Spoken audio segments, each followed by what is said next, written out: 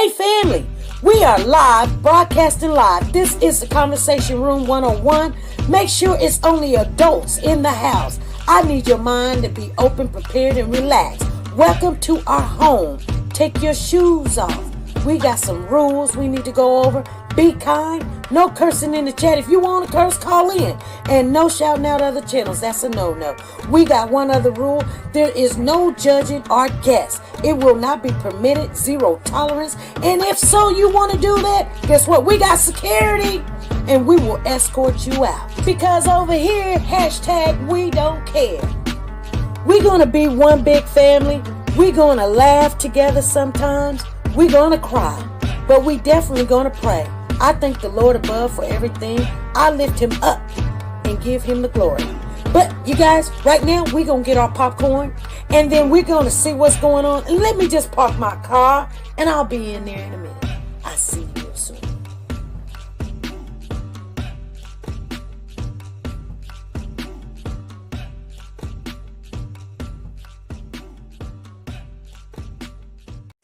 The Copyright Disclaimer Act. The Copyright Disclaimer Act under Section 107 of the Copyright Act 1976, allowance is made for fair use for purposes such as criticism, comments, news, reporting, teaching, scholarships, and research. Fair use is used permitted by copyright statutes that might otherwise be infringing. Nonprofit, educational, or personal use tips the balance in favor of fair use. Like, share, subscribe. Do you want to know? Well, I've been thinking about you. And I think you'll have to listen. Because the sun is up, it's a beautiful day. My beginning will be as bright as the sun. Come, won't you come along? And it feels so bright, it's like luck is raining on me. Go and follow your heart, doesn't matter how far. There is so much love to give. Something's telling me this time. Baby, baby, now I know. Baby, baby, gotta go. There is so much love to give. Something's telling me it's right. Neighbors and the When you community came to me, compelled who to are scour you? the area. It's you, yeah, boy. Where does the fault lie on you?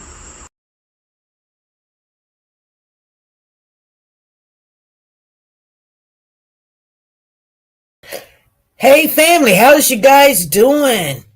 Come on in, come on in. Welcome to the channel. If you haven't, go ahead and hit that like button and share the live, you guys. Share. Oh wow, you know what? Thank you guys for showing up. Let me see who's in the building here. I know I see Freddie in the house. Girl, you rocking it. I just love you. Freddie Johnson is in the building. We got Lisa Taylor. Hey, Lisa, what's going on? We got Miss Dee and we got Bonita Bird. What's the word? Bonita Bird. And then we got Mona Lisa 1 in the building. Hey, Mona Lisa. Hello, how you doing? And we got Molly. Molly's in the building. So you guys come on in. Make sure you speak to each other. She said, I love you more. Girl, that's what I be telling my kids all the time. They be like, I love you, Mama. I say, I love you more. And they don't get it. Okay. So, they're saying there's documents that reveals from the court. We're talking about the Jake and Rebecca. They have no attorney when they showed up to court, you guys. She said they just don't know. No, they don't. They don't know. Girl, you give your life. They be sitting there thinking about it and be like, oh yeah, I would, Mama. No, baby.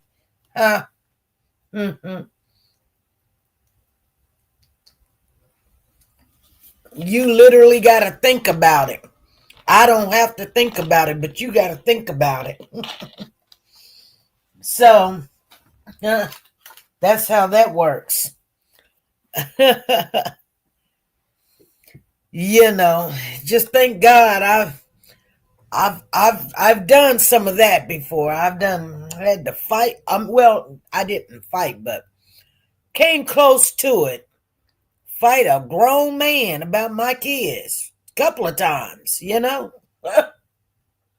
Ooh-wee. That is no joke. And see, you know, check this out. You know, that's funny how we can really understand and relate. And we think all women think like that about their kids. And then we've got Rebecca. You know what I'm saying? Like, I'm a ride or die chick when it comes to my kids. Like, shoot, I'm going to jail. And you know, I be like, I call my mom. I said, Mom, I'm going to jail.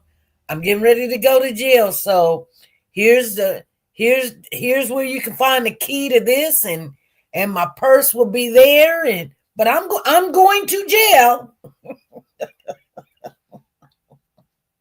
because this is not gonna happen. And you know, it works out. I tell you what. And let me say this to you guys real quick. And because it just entered my mind. But I remember when you guys know so much about my life, it's just unbelievable. But I remember when my daughter's baby father, Pooh Bear's father, came over the house and he was going to take him. Girl, don't you know? It was nothing nice that day. I mean, he literally thought he was going to walk in my house and take my grandbaby. You know, I didn't have a boyfriend. I didn't have a man. Or I didn't have a husband at that time. See, Pooh Bear, I mean, not Pooh Bear, I'm sorry, I said Pooh Bear. But Adrian, my oldest grandchild. And, you know, as it was happening, it was happening. You know what I'm saying? Lord have mercy on my soul that day that I didn't take someone out of the world, because that was my full attention. And I prayed on the inside for this young lad to leave my home, because it was happening. Like, it happened so quick, it was not even funny. And I knew I was going to jail. I knew I was going to jail. Oh my goodness. But somebody or some spirit must have tapped on the young lad's shoulder and told him, she's not playing, you better get out of here. She gave you a warning. She is not playing. You're not going to do that in her home. You're not taking nothing. Yes, that was a very, emotional day for me. It was the hardest day in my life. I kid you not. It was no joke. It was no playing. It was no nothing. But like I said, I did give him a warning. And I meant what I said. Like, I don't want to hurt nobody's kids. But you're not finna do what you think you finna do. Boy, you better get out of here. Because that's not going to happen. And you better get out of here quick. Because if you even scare me, you're not walking out of here. You better just tuck your tail and get out of here.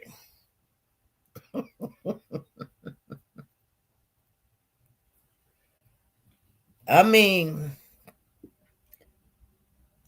yeah, you only get one warning, you know. The warning was put the baby down and get out of here. And do not make me do this.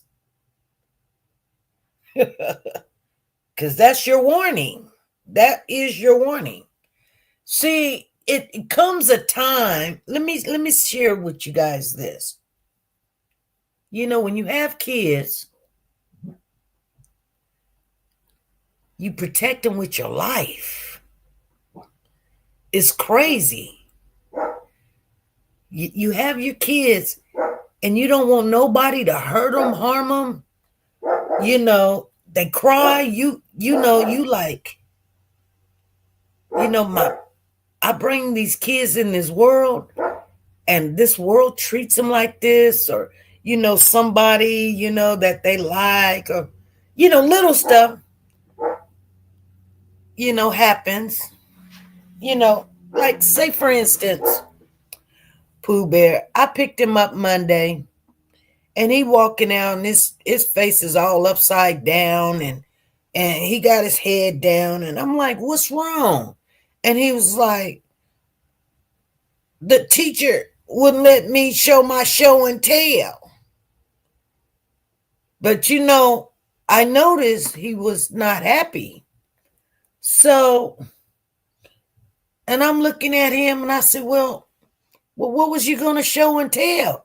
Because kids will bring something to school they got no business bringing, and they may get in trouble or something. So first I got to see what his show and tell is. And it may not mean nothing to us because we like, oh boy, get over it or whatever. But he was distraught about not sharing what he had in his backpack that he wanted to show and tell.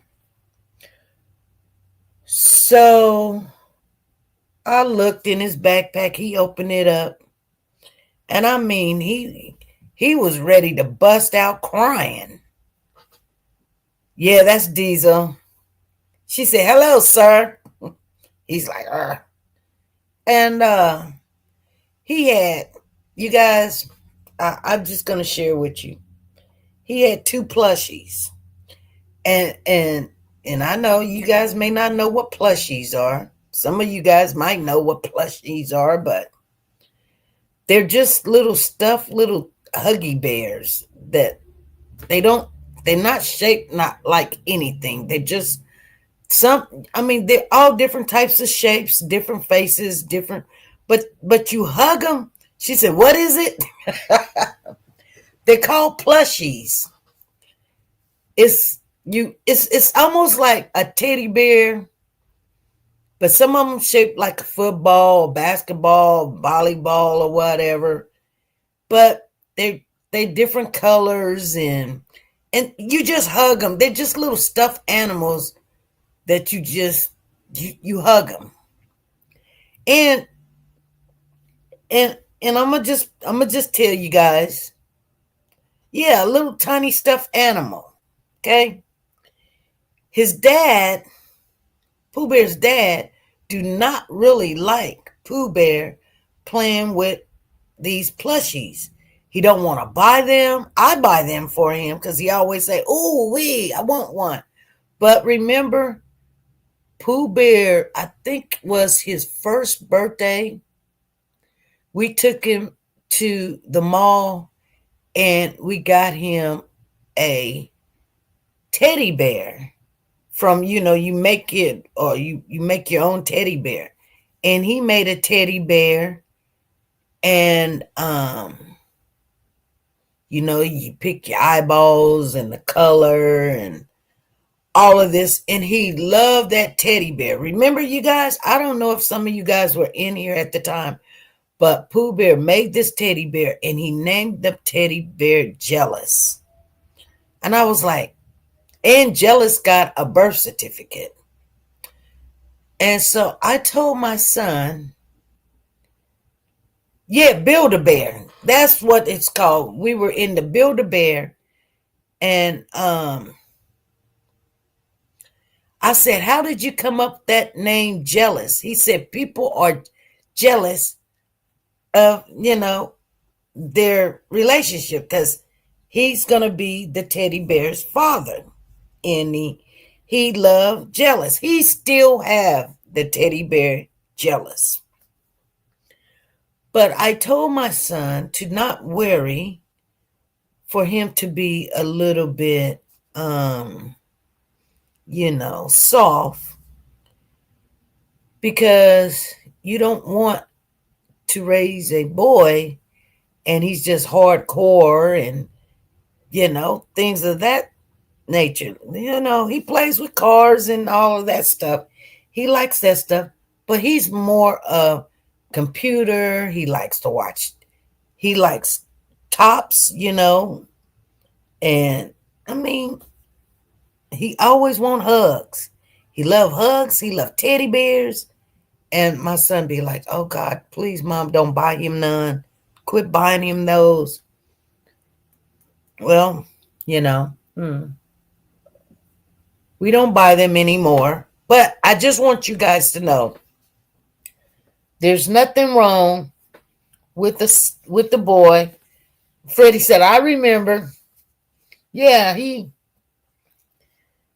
loves his teddy bears. And, we just hope, everything gonna be all right. You never know. This whole new generation is something else. It's something else. Hey, Tina, how you doing? Build-A-Bear. Exactly. So anyway,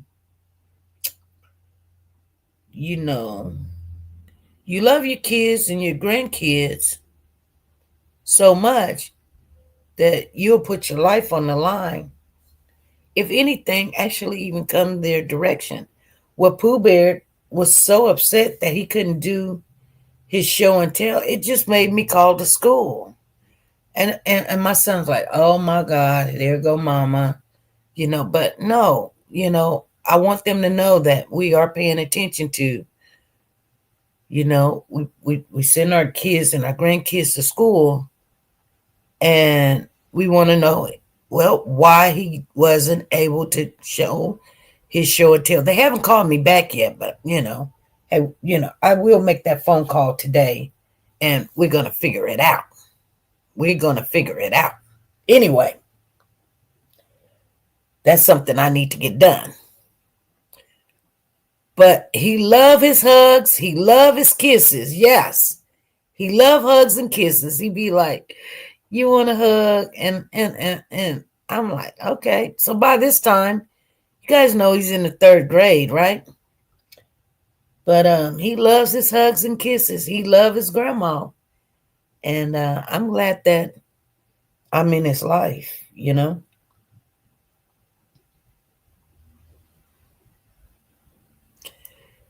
Yeah, she said, you remember the cleanup song? Clean up, everyone do their part. Clean up. Or clean up, everyone do their share. Yeah, I remember the cleanup song. Yeah, 3rd grade, yep. They'd rather him fighting and bringing action figures. Yeah. And cars and stuff. So, everyone do this share.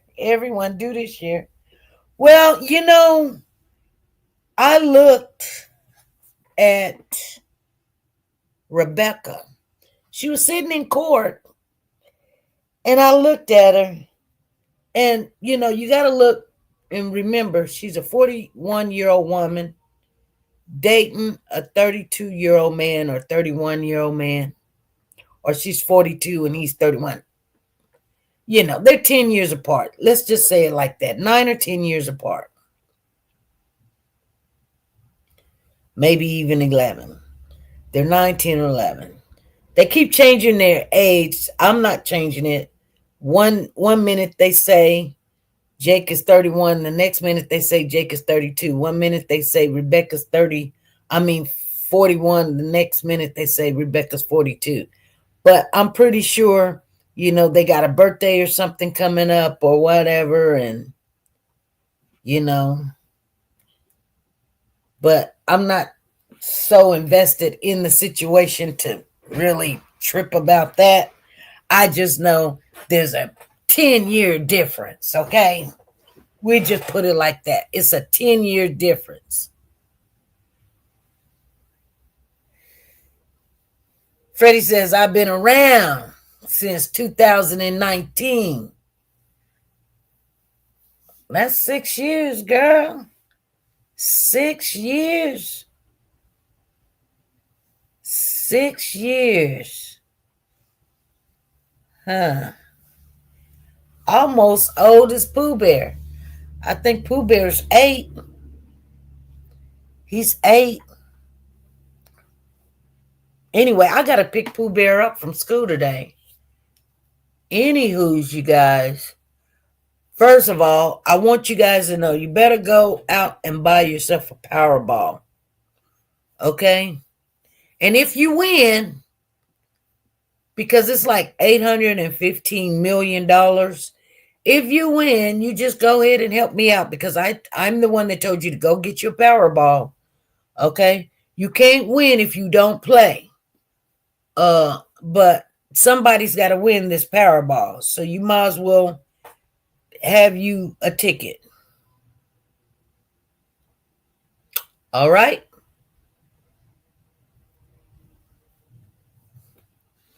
Get you a ticket. And quit sitting there going, I'm such a Christian, I can't get a ticket. Because people be like, that's gambling, SP. Girl, it would call it whatever you want to call it. That's what's wrong with us Christians right now. We be like, that's gambling. And then be mad, be like, I think a Christian is being broke and poor for the rest of my life. Okay, you can do what you want to do. If that messes with your Christianity, then yeah, don't go get it.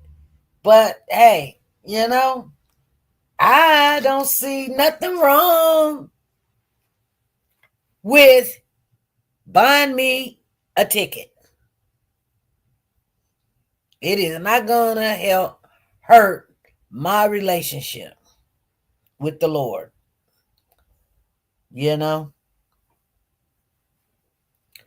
That's the way I put it. And people be like, well, money.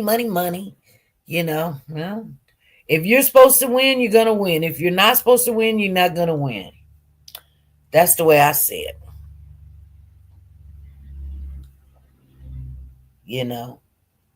But I look at it like, everything in the Bible, like even when they had to pick the disciples and stuff, I mean, there was a way that they had to draw straws and sticks and stuff to see what land would be yours and what disciple was going to be picked and all kind of stuff. And it all decisions come from the Lord, you guys. I mean, everything in the Bible tells you that. So,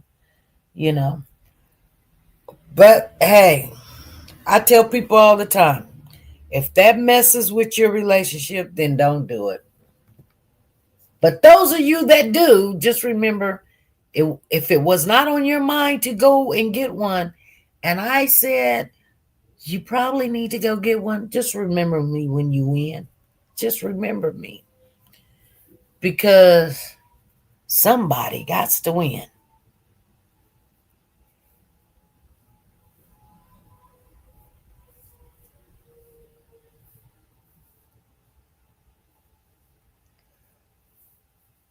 Yeah. So, anywho,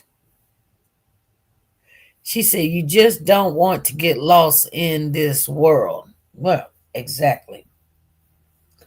Anyway, so Rebecca And Jake was in court yesterday, and neither one had an attorney. See, I thought at least Jake had an attorney, but he didn't.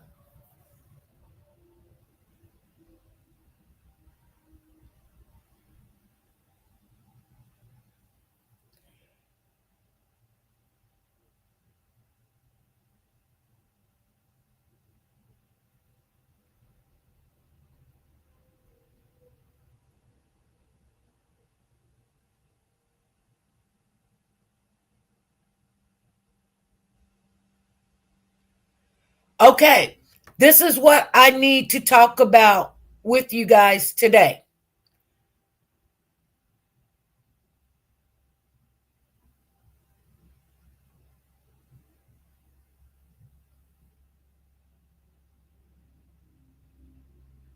SP, did you hear that they put a planner in the jail cell with Jake and he confessed? No, I haven't heard that.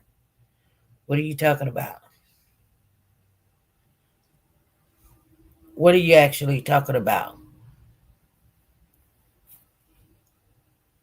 A planner? I don't know what you're talking about. I know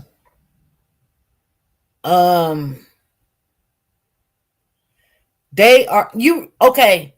So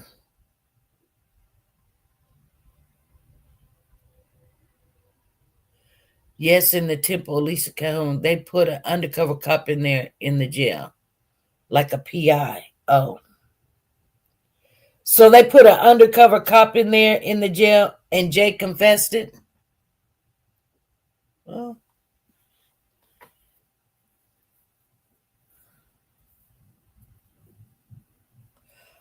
A planter is a fake inmate.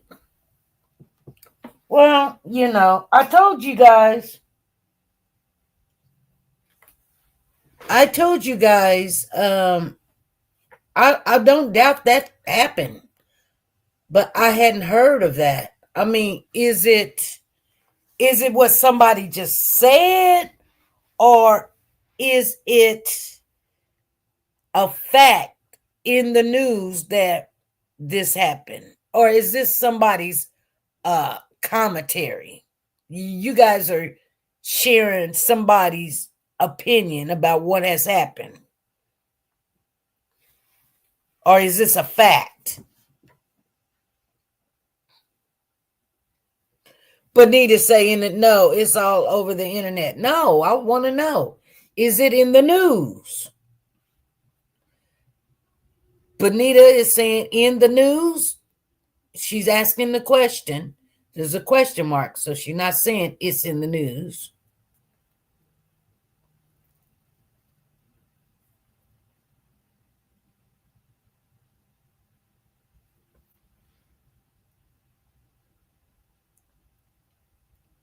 Because Bonita said, oh yeah, the internet be lying. Exactly. Because I haven't heard that, and I haven't seen it in a news. But you guys see, this is what happens. And I don't know how many times I would say, okay, if you share something, make sure you at least know, is it somebody's content or is it news? Because if it's content, it's just their opinion or theory. And some people stretch one line. Okay, so you remember, okay, and this is going to align with what we're talking about.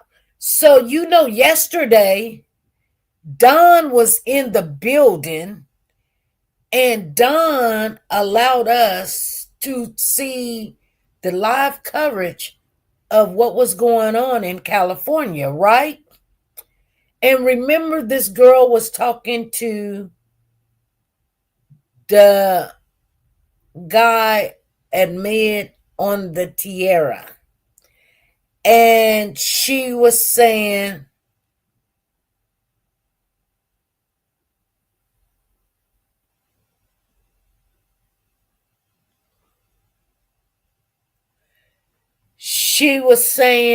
that she worked at Costco and they had came into the Costco and she had the baby, and that was on August the 10th, right? And some people was like, well, even Ahmed said August the 3rd is out the building.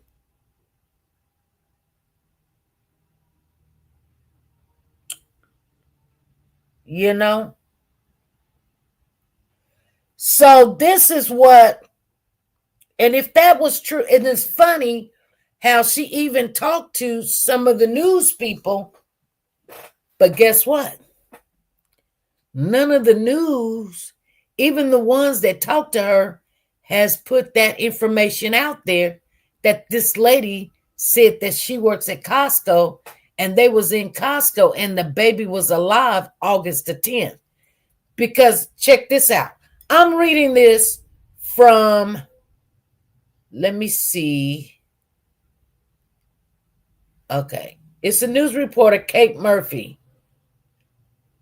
August the 27th, which is today, she says missing 7-month-old Emmanuel may have died up to 9 days before.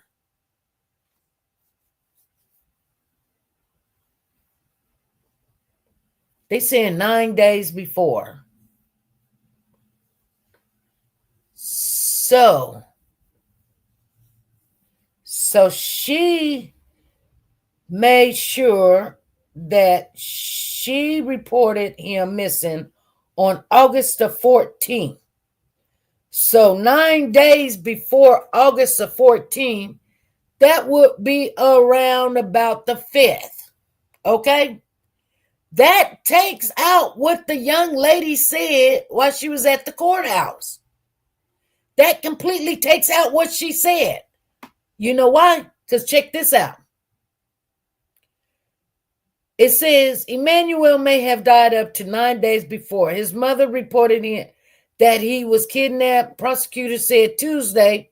This is what they said Tuesday in the courthouse. So you got to just take out what that lady said while she was standing outside talking about she was at Costco and she had a stroller and the baby was in the stroller.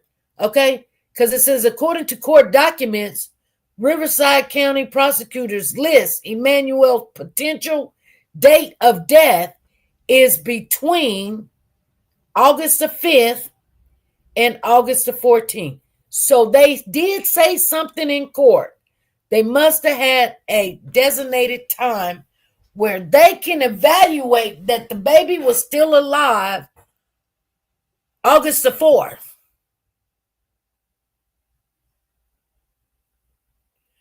But they cannot distinguish that that baby was alive after the 4th. The prosecutors list Emmanuel potential date of death is anywhere between August the 5th and August the 14th. The latter being the day Rebecca Hero said her child was abducted outside of a retail store. The parents of the infant appeared in court on Tuesday for the first time since they was arrested at their home last week on suspicion of murder in the baby's disappearance. They were charged with murder and making a false police report. Jake and Rebecca were each represented by a public defender, and they are being held in lieu of $1 million bail bond each. They are scheduled to be arraigned in court on September the 4th. No other arrest has been made, and no suspects remain outstanding, the sheriff department said on X. During the investigation, thus far, numerous interviews has been conducted. Such warrants has been served. Digital and electronic devices has been collected and closely analyzed. The sheriff's department said in an August 22nd statement, based on the evidence, investigators determined a kidnapping in Ucapa did not occur. It is believed Emmanuel is deceased and the search to recover his remains is ongoing. Jake joined the investigators on Sunday in an orange jumpsuit and handcuffs as they searched for the infant in a remote field off the 60 freeway in California, Moreno Valley, authorities said. Hey, Zena, what's going on? I see Zena is in the building. Riverside County Children's Service removed one of the Jake's and Rebecca's other children from the family's home. Marae Rodriguez, public information officer for the Sheriff's Department, confirmed to USA Today on August 25th. Rebecca stopped cooperating with investigators early last week after she was confronted about inconsistencies in her statements, according to authorities. A vehicle belonging to Jake, the father of the missing boy, was also seized last week, so it could be processed for evidence potentially linked to the baby's disappearance. The search for Emmanuel, who is believed to be deceased, continued on Wednesday. The boy weighed 21 pounds, brown hair, brown eyes, and was last seen wearing a black Nike onesie. So they're just going over the same thing over and over and over, the big five, and you cannot miss this story. She said, I got him out the car seat and I laid him down so I could get his diapers ready. And somebody said, hola, and that's all I remember. And I saw white. He wrote, with the bruise under her right eye that she says she got from the assault. Recalled in tears, I fell on the floor, and I said, as I got up, I couldn't find my son. I checked all around my truck, and I ran into Big Five, and I asked the lady if she saw a baby or someone with the baby. She said no. Deputies and canines from the San Bernardino and Riverside counties responded at 7:47 p.m. local time on August the 14th. But despite an extensive search, Emmanuel was not found. An Amber Alert was not issued. The alleged kidnappers, because there were no suspect or vehicle descriptions. I'm begging you, if you know anything, please, I'm begging you to bring him back. That is what Rebecca and family members were gathered in the parking lot of Big Five to hand out missing person flyers. Investigators have interviewed multiple people, including Emmanuel's parents, Jake and Rebecca.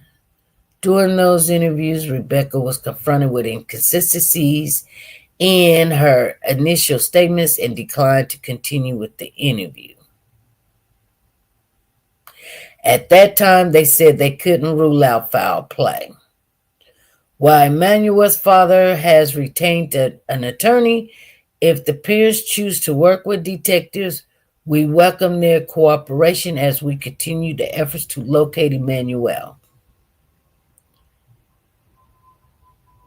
Then they start talking about Jake's former partner, Vanessa, that was charged with felony child cruelty.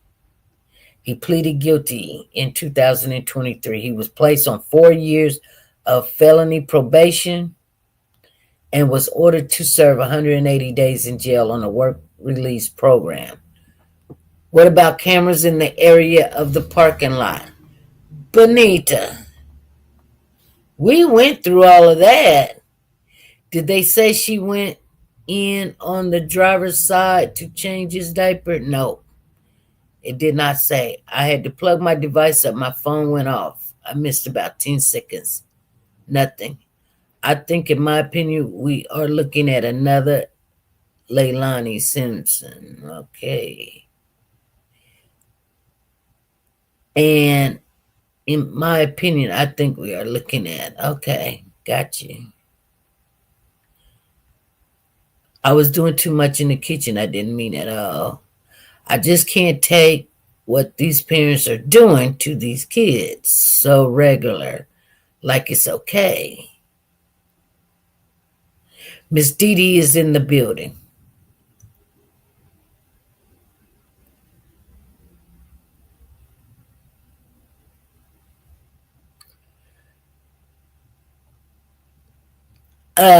They said in the press conference that they have lots of tech evidence. Okay. Salute. Don is in the building, or Don is in the chat, you guys. We've got our boots on the ground in the chat, as the Tara will say. We never said the chat. We would always say the building, but not. I guess he got his way of saying things. Driver's side. Oh, so Don is saying, driver's side is what she said, and there are no cameras in the parking lot, but are in nearby stores.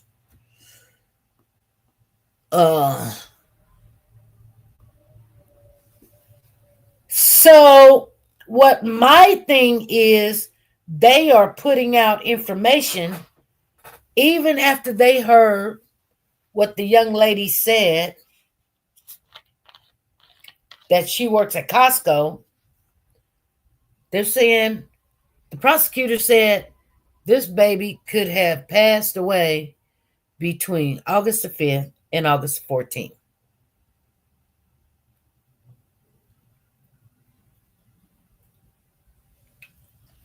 But the good thing about, he says, my youngest son's birthday was yesterday, so we just now having morning coffee. Oh, okay. Well, tell him happy birthday. Hey, Monique, good afternoon. Good afternoon. Why would you change the baby on the same side that the car seat was on?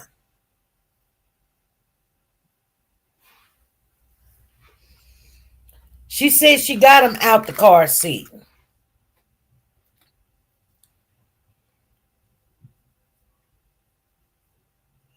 And why would she have the baby in back of that car seat? I don't know. How do you know which side that the car seat is on? I mean, it's elementary to probably, you would want to put the car seat not directly behind the driver if you're the only one in the car. Because what if you need to give him his pacifier or something? So Don says there were 2 car seats were in the car. Okay. So see there, you guys, there was 2 car seats. There was probably, heck, I don't know. Some people do things oddly. I can't determine and say, oh no, it was on this side. It was on the driver's side. It was on the passenger side. And then the 2-year-old, she probably not in one of those fitted car seats. She probably was in one of those car seats where you can just pick up and move it to the side. I'm not saying her story is real, you guys. I'm just saying. Zena said they said it was definitely behind the driver's side. And why would you do that? Okay. Well, here's the thing.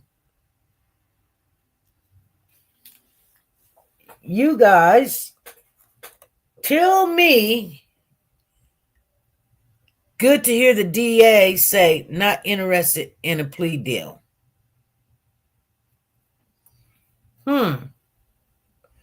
Don, you wasn't in here, but at the beginning of us coming on, people, and I think it was Tina Powers,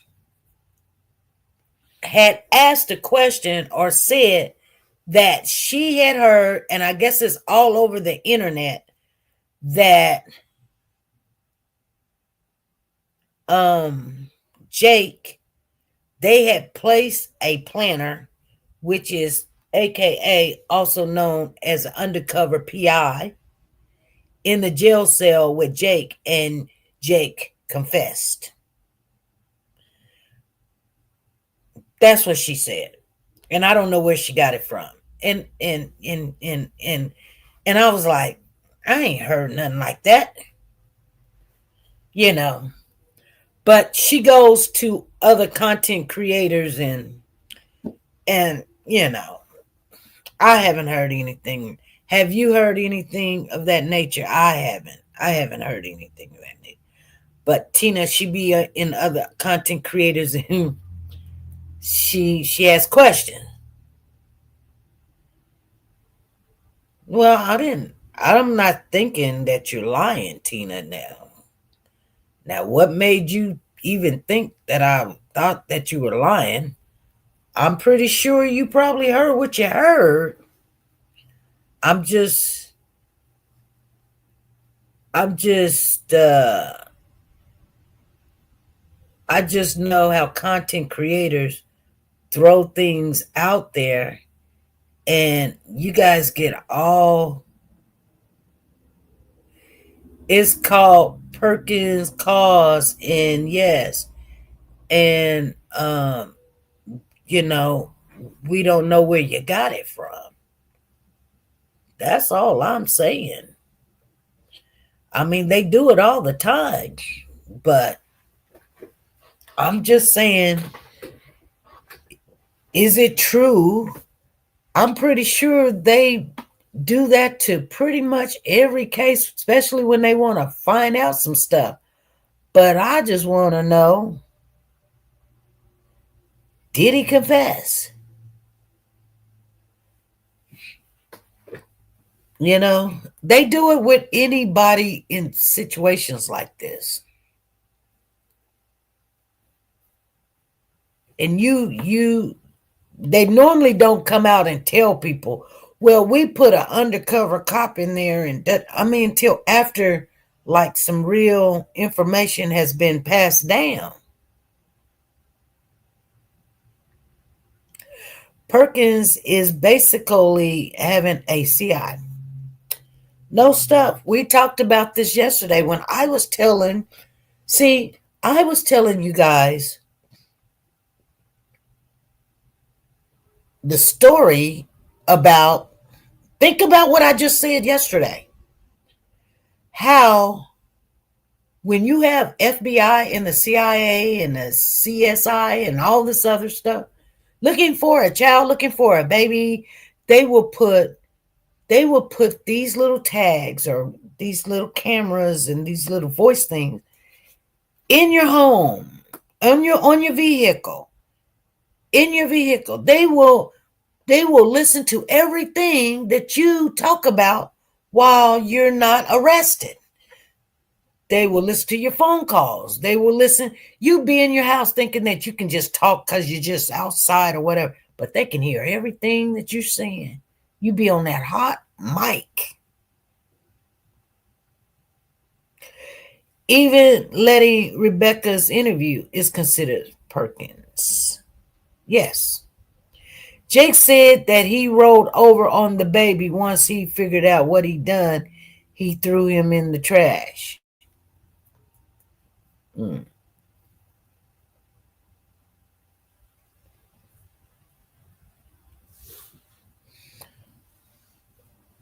Oh, okay.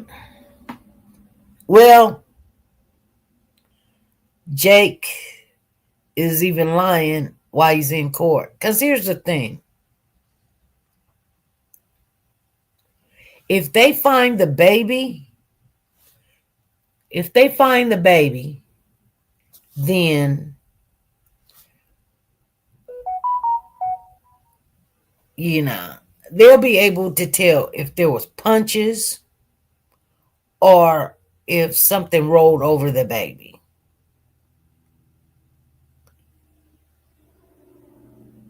How can you run over a 7-month? Jake said that he rolled over on the baby once he figured out what he'd done. He threw him in the trash.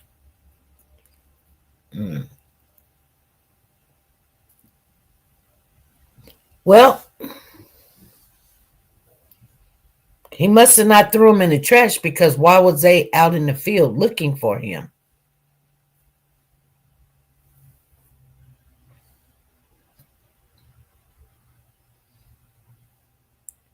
He was in the bed and he rolled over on the baby. Yeah, I get it. I get it, Miss Tina. Miss Tina, I got both phones charged up. If you want to, ouch, let me see. Yeah, I ain't got a lot of charge on the phone, but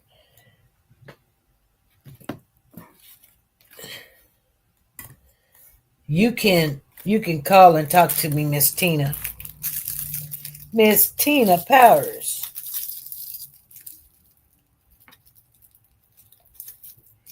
He was in the bed. You know, we know that's a bald-faced lie.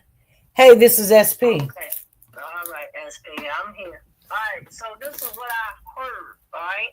Yes. So what I heard was that they put a random bum or police officer in Jake's cell. And Jake had nothing to do. So Jake, went over there, hey homie, talked to him for a little bit, and he confessed. He was like, I rolled over the baby, I put him in the trash, and that's where he's at. Well, and they got one for Rebecca too, and she's still saying, the baby's kidnapped. So she's sticking to that story, and she's standing by her man. well, I don't believe Jake rolled over on the baby. I don't believe that crap. I believe what happened was, excuse me, people. I believe that Rebecca wanted to leave, and no, I'm not taking up for Rebecca, but this is my own theory, and this is my own thought. I believe Rebecca wanted to leave.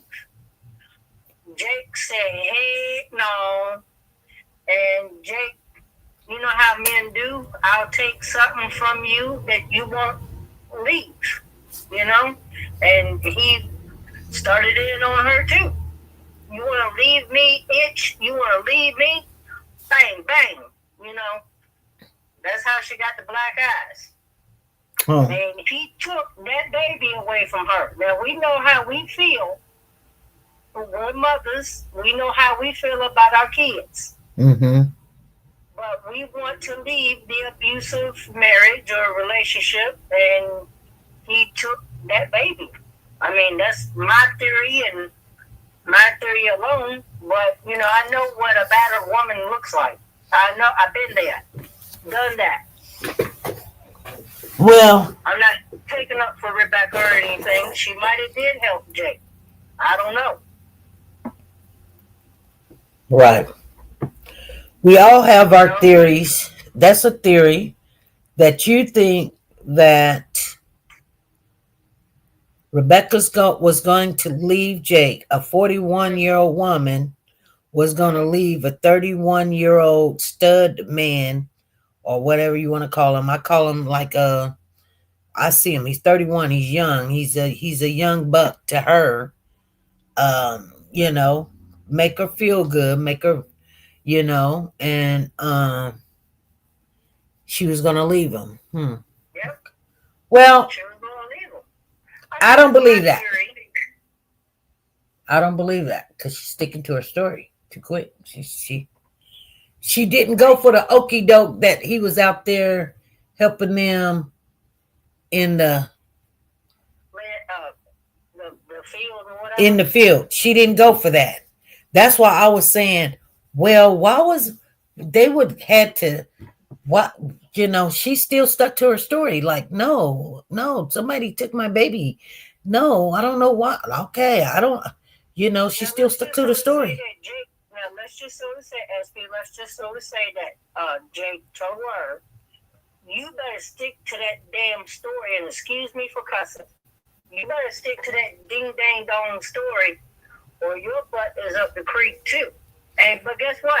Her butt is up the creek regardless. Yeah. Well, See, you got yourself in this situation for listening to him, and he got a record. well, yeah, He got a record. You don't. yeah, Don't believe what a man tell you or what a woman tell you. You do what's right. You do what's right. yeah, And if snitching on Jake is telling you to do the right thing, do it. Save your own skin, girl. well, I hate these people that hurt our children. I hate them. I hate them with a passion. I'm not taking up for Rebecca, but everybody knows that they've been in an abusive relationship a time or two. And what does that man take from you, your kids? Because why? You love them so much. I'm just calling it. Hello? okay, yep. Yep. Well, Zena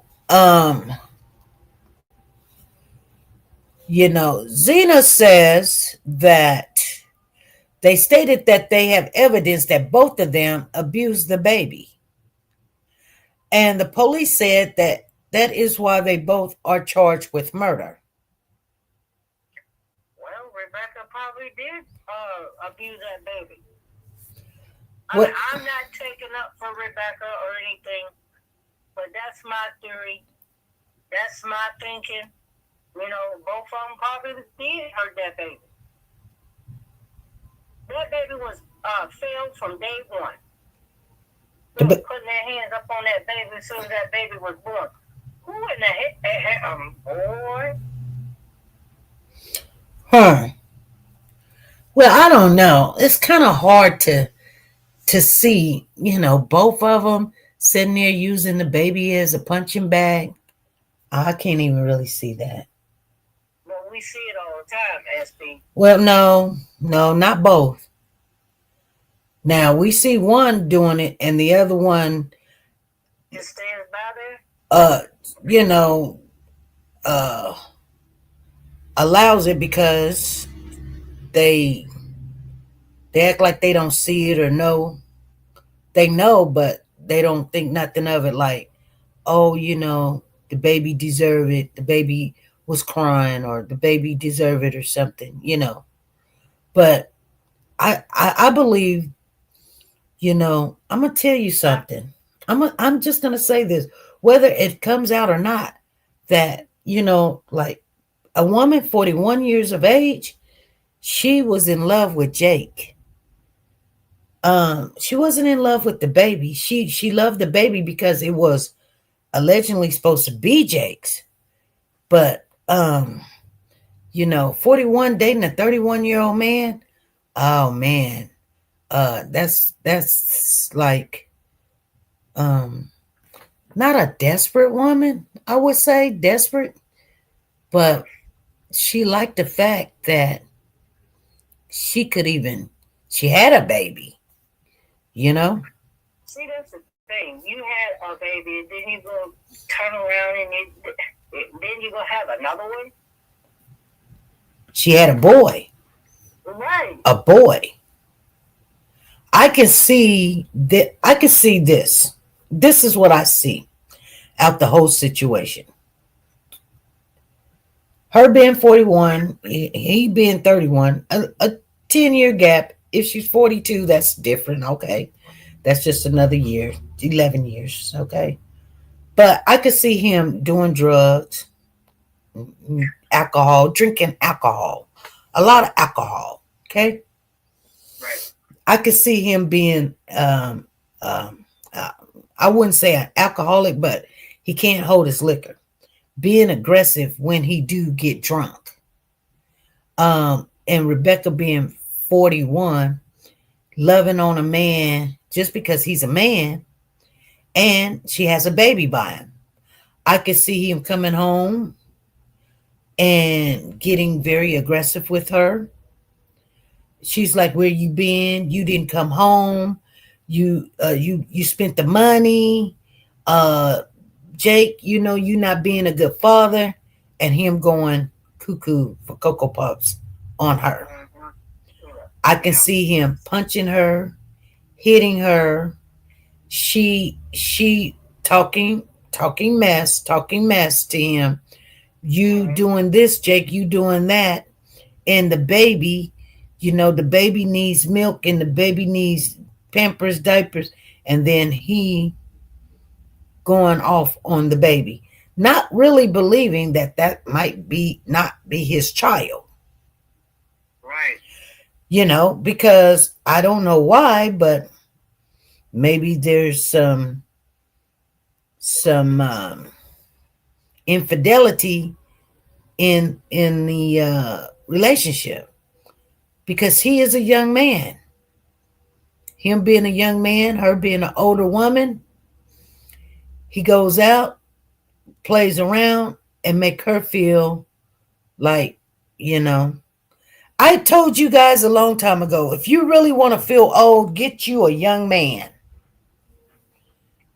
Because he will definitely make sure you realize how old you are.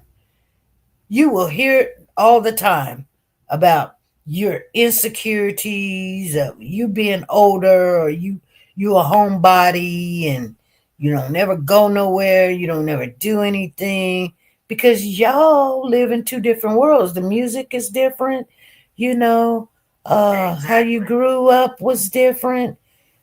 He likes to play the Xbox, got a couple of Xbox. You're gonna make sure you have an Xbox so you can play an Xbox at home. Now, me being a grown woman, 40 something, I don't need a man with an Xbox. I need him to get out there and make some money and bring some money home. See, that's what I want. I want me a man that brings money home. You I know? don't need no big brother or big sister or, you know, a lazy bum or anything. Well, I don't need that. and so you got to look at, so, you know, COVID hit in 2020.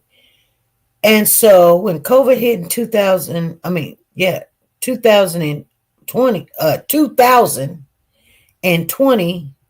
5 years ago, Jake would have been 25. Right. So, you know, being the age of 25 in those 5 years, you know, you could tell how he came out the house when they was picking him up. He didn't have no shoes on. Hold on. I'm live right now. What's up? He said, what did you say, Mama? I said I'm live right now. What's up? Okay. Yeah. Say what? So just call me when you get done. Okay, I pick up who? Yeah. Okay. That's what it's about. Okay. Alrighty. All right. All right. Bye. Bye. Okay. So,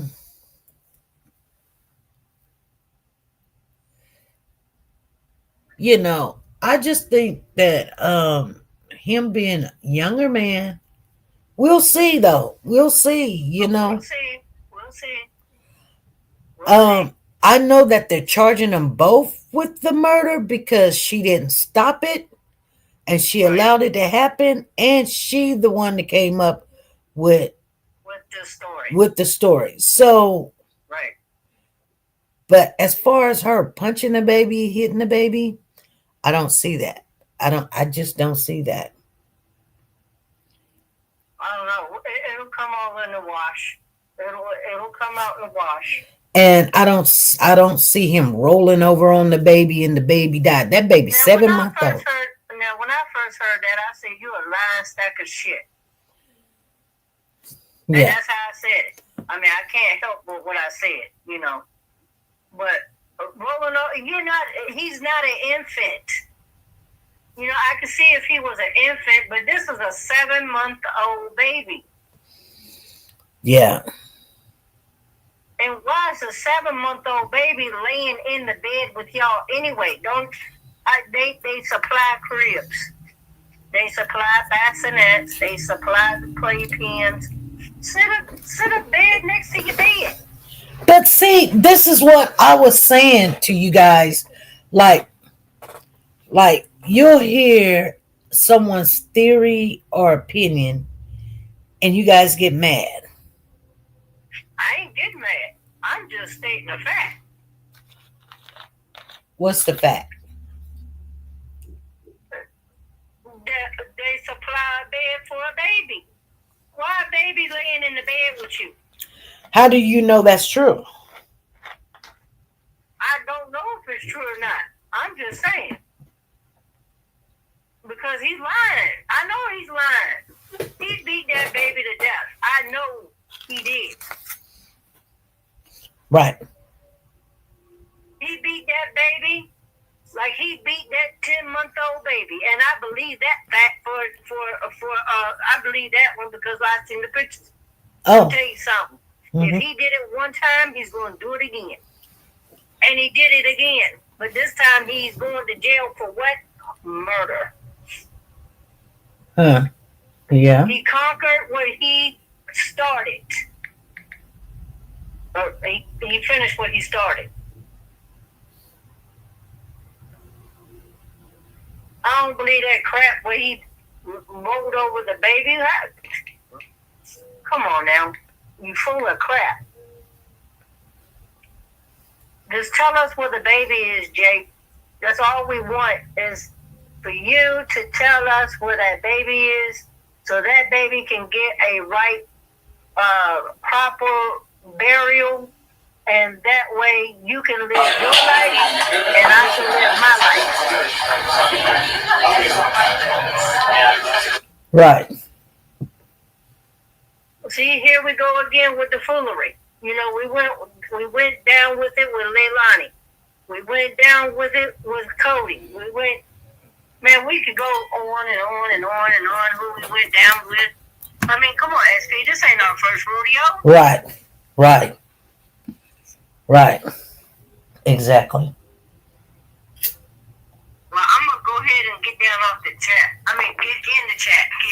Get down in the chat. Get down in the chat then, girl. All right. All right. You keep a looking. All righty. All right. All right. He's trying for a lesser charge. Let's see here. I think I got this up on high. This is the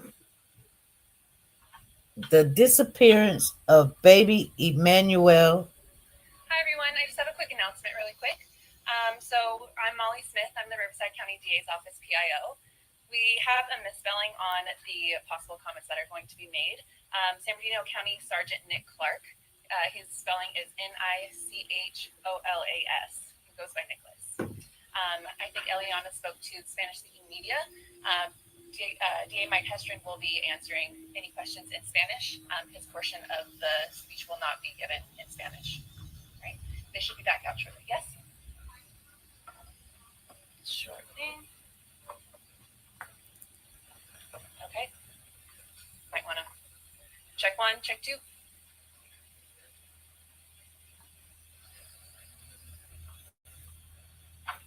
So this will be the press conference. Check one, check two. Any better? Better? Can you guys hear it? Okay. Okay. 1, 2, 3. Good. 4, 5. Okay. Okay. Yes. Okay, she doing Yes. it. Any other questions? Okay. We'll be out shortly. Thank you. Let's see. She said they'd be out shortly.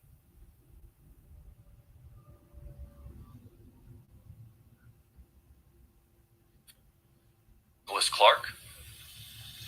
We have San Bernardino County Sheriff Shannon Dykes. We have Assistant District Attorney Brandon Smith, and then myself. So someone who's not here, I want to thank as well, or introduce as well, Jason Anderson, San Bernardino County District Attorney. I want to start by thanking these gentlemen up here. I want to thank the San Bernardino County Sheriff's Office for their professionalism, their cooperation, and the great work that they did here so far. I want to thank Jason Anderson, the San Bernardino DA's office. His Bureau of Investigation has recently formed a high-tech crimes unit. They were instrumental in helping us with this investigation. All right. Let me tell you how things are going to go today. There's going to be several individuals that make statements up here, and then when we're all done with the short statements, I will come back up and we will have a question and answer. I will take questions. I will take all of your questions till there are no more questions. Well, Having said that, there's a lot that we can't say, that I can't say, that nobody up here can say. And the reason is that the defendants in this case have been charged with crimes, serious crimes. And so now they have a presumption of innocence that applies to them. They're innocent until proven guilty in a court of law. I'm not allowed to prove my case in the court of public opinion. And so there's a lot that we can't say in terms of the facts and the evidence. For that, you will have to come to the court, to the various hearings, and see how the case plays out. okay.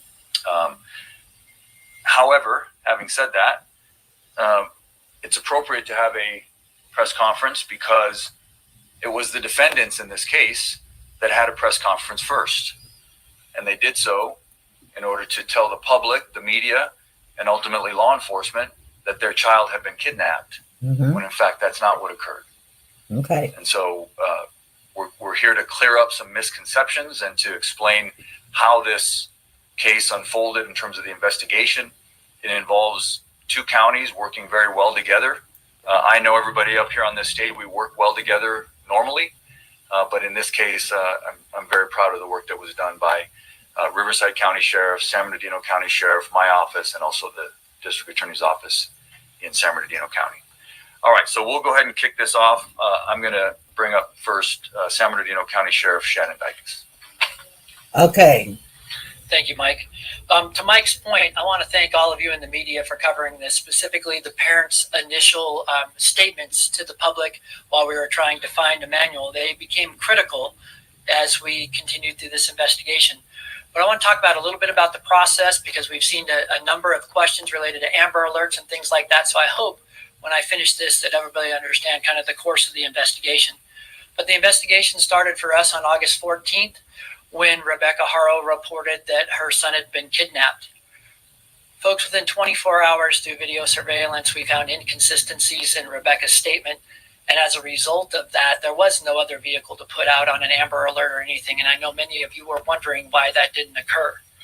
But really, after finding out those inconsistencies in the statement on the initial report, that's where hundreds of hours of investigations have come in by our Specialized Investigations Division to try to get to the bottom of what's really going on here.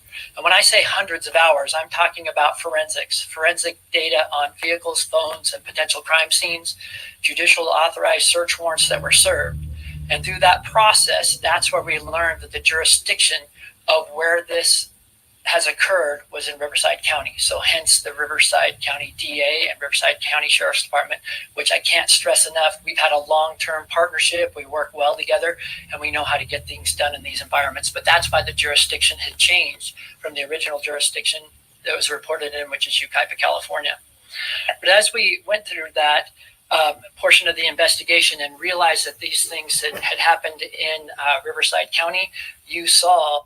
I want to say to you guys, I don't know if you guys heard what he said at the beginning, but I'm going to share and say he said through their surveillance, that means they had, when she was telling them that the baby was kidnapped, her story did not match something that they seen already on camera.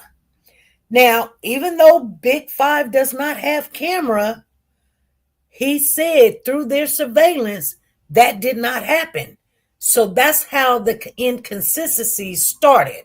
I'm just letting you guys know. Combination of all the different entities get involved. And going back to what Mike mentioned about the DA's office in San Bernardino County and high-tech crimes, forensically, there are a number of things that we were able to prove up that we're not going to be able to share today exactly how we did that, but there is a tremendous amount of evidence that suggests that the initial story posed was not the correct story. Exactly. So in that partnership with our agencies, I'm going to introduce my partner, Chad Bianco, where this crossover occurred at Riverside, and we reached out to Mike, who's obviously filing the case, and of course Chad to assist us in the investigation. Chad? Riverside. So. Thank you. Like Sheriff Dicus, I just want to thank all of you for, especially the normal mainstream media, for your attention to this and for your cooperation in this as we were assisting San Bernardino in this investigation, trying to originally find a missing baby, but then eventually quickly learning that that investigation was not something that it started as. Not so much for social media and keyboard warriors who, quite honestly, sometimes hamper and prevent us from a good investigation. I do want to expand a little bit about our relationship with San Bernardino. A lot from the media, a lot of questions have been raised about jurisdiction. And what Sheriff Dicus and I routinely talk about to our own communities isn't really necessarily displayed in the media or said to the media, but neither one of us care about jurisdiction. Our belief is that the Inland Empire is better served when we are cooperating and working together. And in this investigation from the very beginning, it was obvious that it could involve both counties. When something like that happens, particularly in this case, the original investigation began with Sheriff Dicus, and if he chooses to take it to the end, he will, which obviously he did. And my position is Sheriff Dicus is responsible for this and the assistance of my department. So there is no asking us. There is no anything like that. It is, we have to serve our public best. And he has every single available resource that the Riverside County Sheriff's Office has to offer to make sure that we provide justice in this case. This is an extensive investigation with both agencies that ultimately is headed by the supervisor of the Detective Bureau from the Sheriff's Office in San Bernardino. But the cooperation, as you can see, between the both counties is what is going to bring this to a successful conclusion. There is absolutely nothing, no crime more important than the injury of a human being, particularly a child. And the amount of resources that were expended to find this baby and to ultimately bring the people to justice responsible for the loss of this baby, I can't even tell you the amount of resources that were expended in this. It is a massive investigation that will obviously be ongoing, and we appreciate your efforts. I told you guys yesterday they was going to come on here and tell you how much time, how much money was spent, what all they did, helicopters, dogs, because it's a lot of the taxpayers' money that was spent to try to locate this baby. I told you guys that yesterday. You guys know that, right? But listening to him so far, and it's in 34 minutes. I know you don't hear 34 minutes, but trust me, it's 34 minutes. I had to fast wind it because it was just a waiting around for them to come on. Them stressing how they got along lets me know that there was a lot of tug of war when it came to which county, which district, and they worked it out. But I'm just telling you guys, they fight a lot about, those search warrants and who gets to go in and who gets to do the rest, and where all these hours of work come from, which department is going to work overtime. All of that is a problem because you got different counties. But they're going to come on TV, they're going to come in the press conference and say, we haven't had a problem. Yeah, you did. Yes, you did. This involves a lot of things, though, from us, and hopefully there are more questions to be answered. But I'll end it by saying this before we get into more questions specifically about this case. This was preventable in numerous ways. Wow. The amount of response we have had from the public, the enormous anger that a child was not only originally thought to be kidnapped, but then presumably murdered, kind of warms my heart a little bit. That there is compassion still out there. There is care about other people. There is, people actually do care about other people. There is absolutely nothing worse than harming a baby. Broken bones, injuries, life-altering trauma. Exactly. And had that case been successfully handled how it should have been, Emmanuel would still be with us today. So I thank you all for taking the time and the effort. What is he talking about? Sees this investigation, and we will successfully bring it to conclusion. What he's talking about. Okay. He just shared with us. He's talking about the first case with Jake and his daughter. Had that case with broken bones and dismembering the body. He's talking about, yes, Zena, he's talking about that 10-week-old baby. Had that been done justice first, we wouldn't even be here about Emmanuel. That's what he's talking about. Exactly.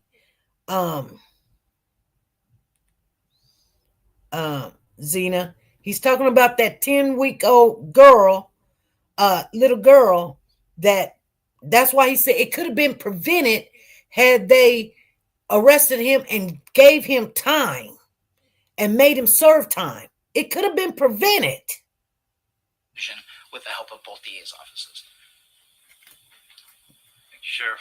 I neglected to mention that Sergeant Nicholas Clark is the lead investigator on this case. So even though he's San Bernardino County, he will be functioning as the lead investigator on this case, which is ongoing. The investigation is ongoing, even though we have filed charges. And then Brandon Smith is going to be the lead prosecutor on the case, obviously Riverside County prosecutor. Okay. And with that, obviously, you all know, yesterday in court, we filed murder charges on both Jake and Rebecca Haro. We also filed filing of a false police report. And with that, I will take questions. I know you're going to have a lot of questions. I do want to lay some ground rules. The way we do it here is don't shout at me, no chaos, just raise your hand. I ask you to ask me one question at a time. I'll do my best to call on everybody. When we've gotten through everyone who has a question, then we can go back and ask more follow-ups, okay? So I'll start here on the front row. Yes, ma'am.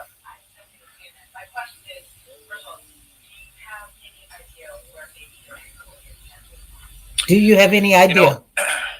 Yes, we have a pretty strong indication of where the remains of baby Emmanuel are. Oh, wow. So that investigation is ongoing at this time. Okay. Yes, go ahead. What was the information that led to the initial search of the 16 Moreno Valley? Sheriff, you want to take that? The question was, what was the initial reason why they searched I'm not going to go into great Moreno detail about Valley? that, but there is some level of cooperation with the suspects involved in this, and we're trying to locate that, and our job is to follow every lead. But for the rest of the room here, we have to understand. Okay, he said there was some cooperation with the suspect. There was some kind of cooperation with the suspect. So that should have been Jake, of why they were searching Moreno Valley. So, okay. What you're dealing with is an experienced child abuser that is aware of a previous case, that is aware of evidentiary things that we are certainly concerned with. So we're going to take every step to not only work with any suspect or witness involved in this, because at the end of the day, we have to bring a case to Mike and they have to charge it. And we have to make sure that every single thing, no matter what is told to us or what we discover in terms of evidence, is the right thing. And that we followed up extensively. Next. I'll go to you first, and then Jane. Go ahead. Wow.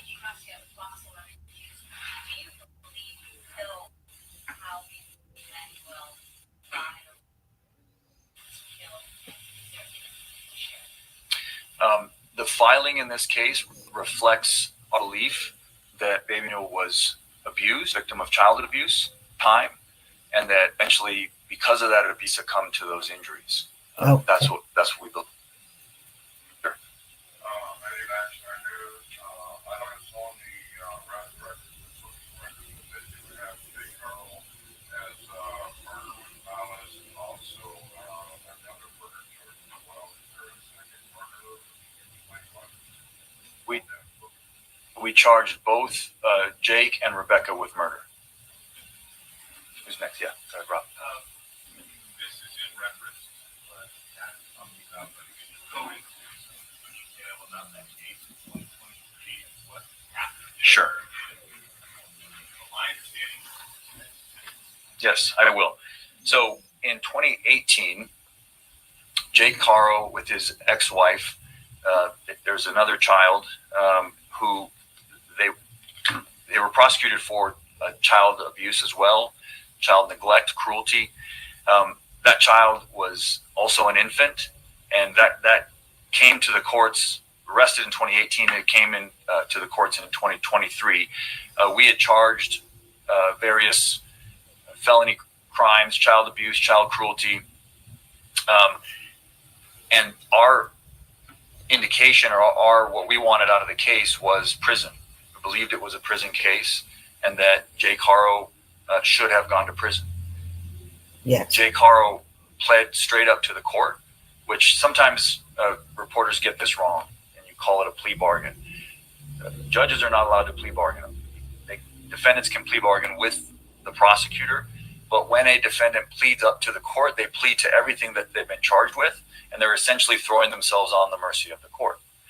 In this case, a judge here in Riverside County happened to have been a visiting judge from San Bernardino County, gave Mr. Haro a suspended sentence, which means, if I can translate for you what that is, it means that instead of sending him to prison, he chose to give him probation and suspend prison time sort of over his head, meaning that if he violated his probation, he would then go to prison. My prosecutor in the courtroom objected to that and said on the record, we object. We think it's a prison case. You should send him to prison. And the judge decided, as is the judge's right to do, in that case, he decided that Mr. Haro deserved an extra break and gave him probation and basically 180 days of work release, which ends up being like community service. I will say that it was an outrageous error in judgment by this judge. Oh my God. And I don't have any problem saying that. I'm not attacking the judge personally. That decision was absolutely outrageous.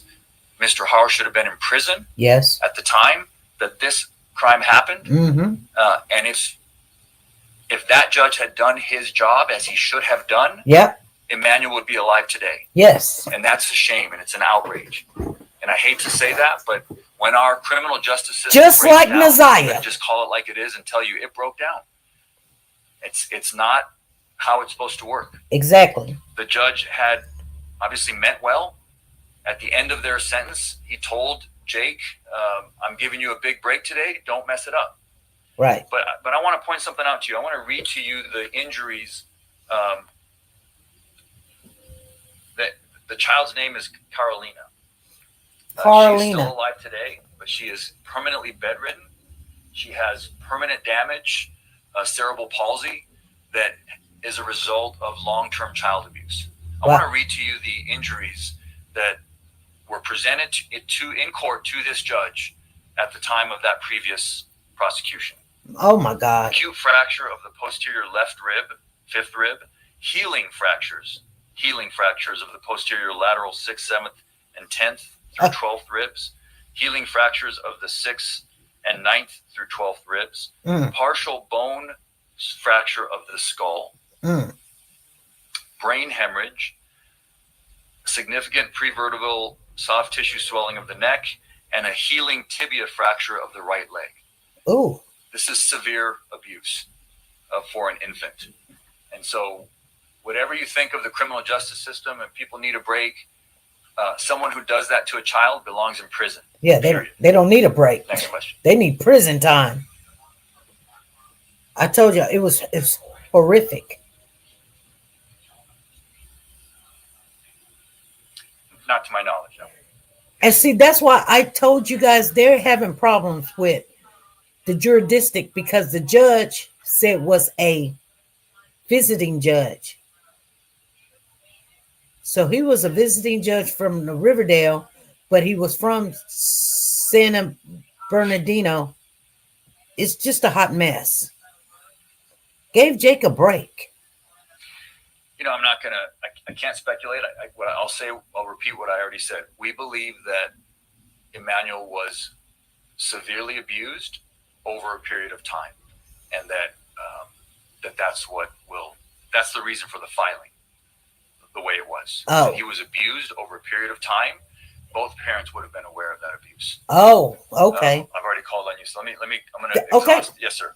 So he just told us the reason why the mom is being charged with murder also. That's the reason why. Because if they find the body, and they may, hopefully they will, but she knew about it. Both parents knew about the abuse. I mean, one did it and one decided not to do nothing about it, because her job is to protect that child with all means. You know, that's her baby. And you allow this man to come in your home, give you a baby, and then you allow him to continue his repetitious of beating and abusing this child. That's why the mother is charged with murder also, because you did not do anything to stop it. Okay. Uh-oh. No, one question, sir. One question.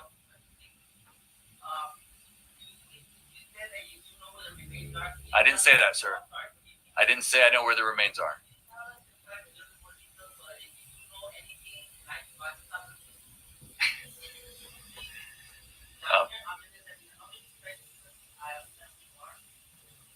That's a mid on the Tira. Well, you should get some rest, sir. You should get some rest. But no, I can't share with you anything. Look, there are professionals that are looking for the remains of this child. If the public has any information, then we ask for their help. So we don't know exactly where the remains are. We have some ideas in terms of where we're going to look and where we're going to continue to investigate. Yes, sir, all the way in the back.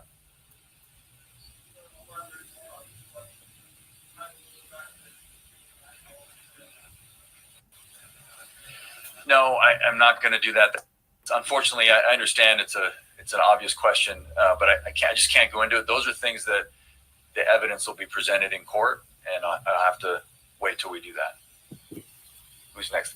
Yes, sir. Can you explain, I know they both have charges on the jet, but believe that Jake Exactly, Freddie. both were actively involved in using Emmanuel? They said Emmanuel has been abused for a long time. All I can explain is what we have filed. We filed murder charges on both of them and making a false police report on both of them. So you can extrapolate that we believe that both of them are guilty, that we can prove it's guilty beyond a reasonable doubt for both the murder and the filing of a false police report. You know, how it breaks down as to who did what, that also has to wait for the trial. So let me go this way. Don, they said who the judge was.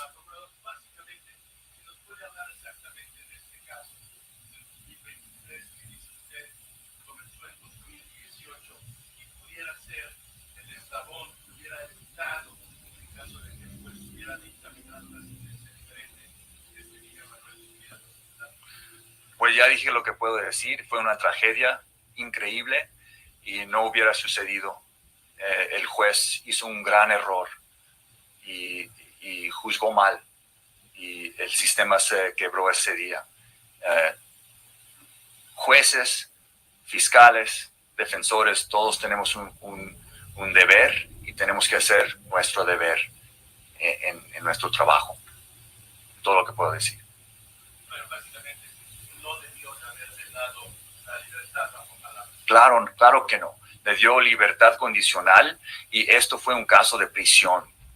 Cuando uno hace daño así a un niño, debería ir a prisión. Eso es lo que dice la ley. La ley dice que la sentencia debe ser prisión por crímenes de este nivel de gravedad. Y en este caso le dio probation. Okay. Let me go to you. I haven't called it.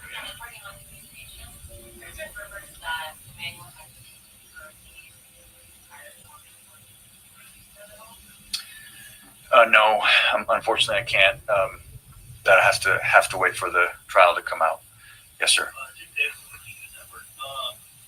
Given the history that Jake's been obviously charged with previous child abuse cases, has CPS been involved with the throughout his life at all, or have they ever just been? To my knowledge, CPS has not been involved with Emmanuel. I don't believe there was any CPS involvement in this current case.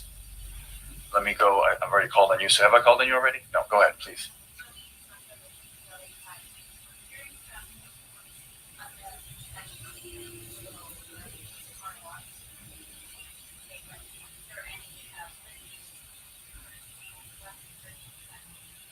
I can tell you that that's not true. It's there's no confession made in jail. Okay, did you guys hear that? Did you guys hear that? I can tell. She just asked the question. She heard that there was a confession in jail. He said, I can tell you guys that is not true. There's no confession in jail. Okay? Go ahead, sir.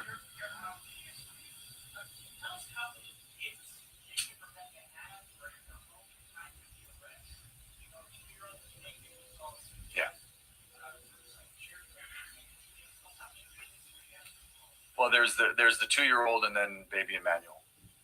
Yeah. Going back there, yes, ma'am.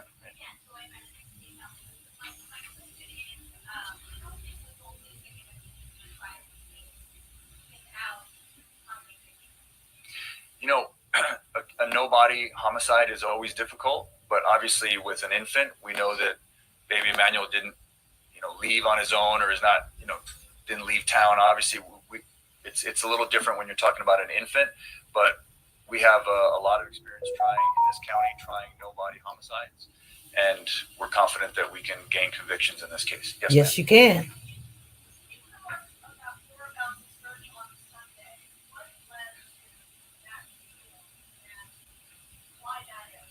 Well, I think Sheriff Dyke has already explained that. I answered that question by saying there's been a level of cooperation with the defendants, so that's why they went to that area. But beyond that, that's all I can say. Yes, ma'am. See, there was some cooperation. That's why they went.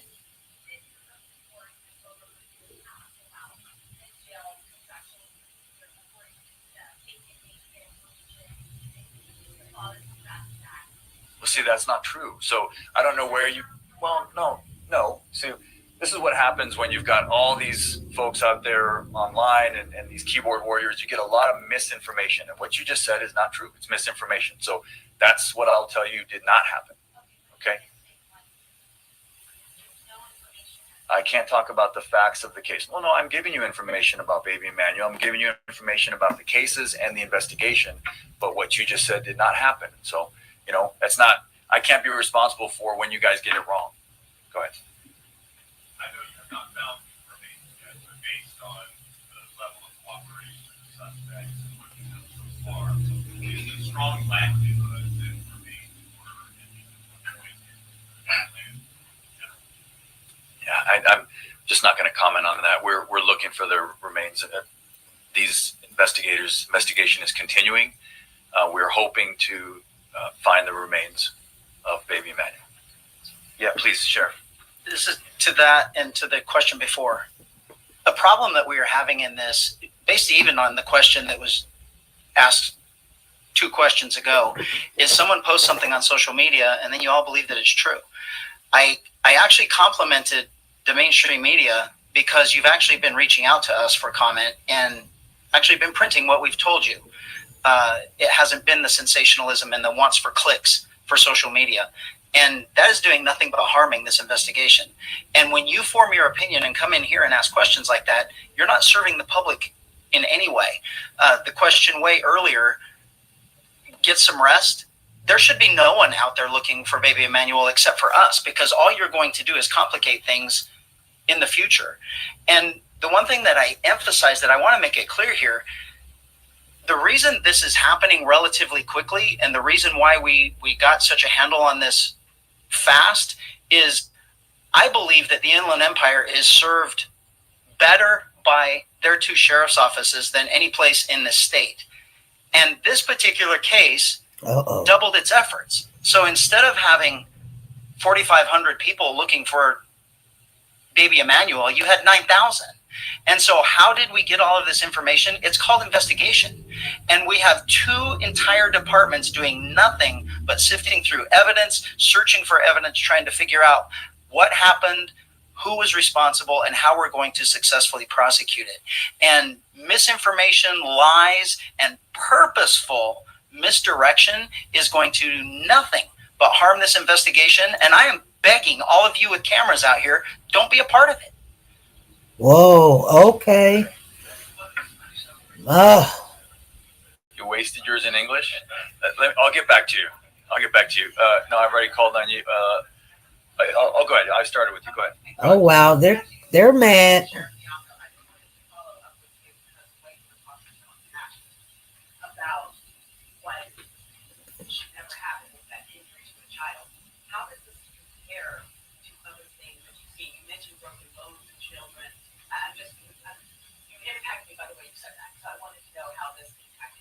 So I have to, cops get a bad rap of being just heartless souls.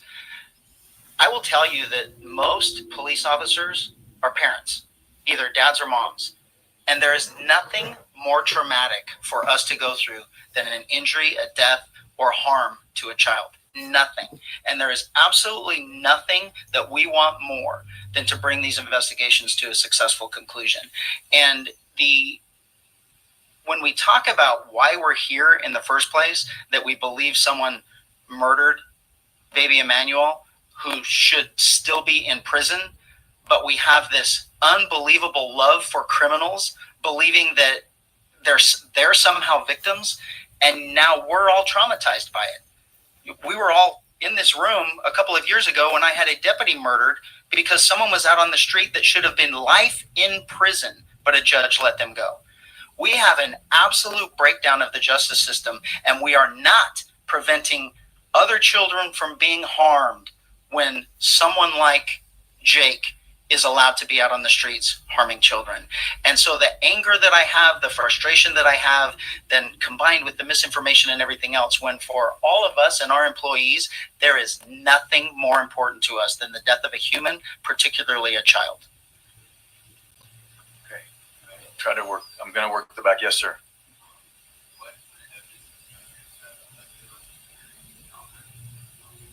Well, we've got a lot of evidence. We're going to have to play that out in court. I can't lay it out here today. Okay, so yes, right next to him.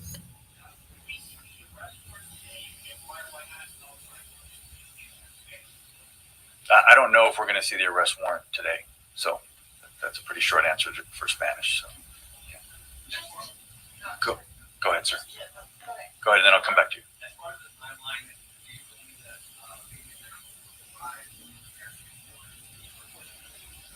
I just can't say. I'm not going to give a timeline.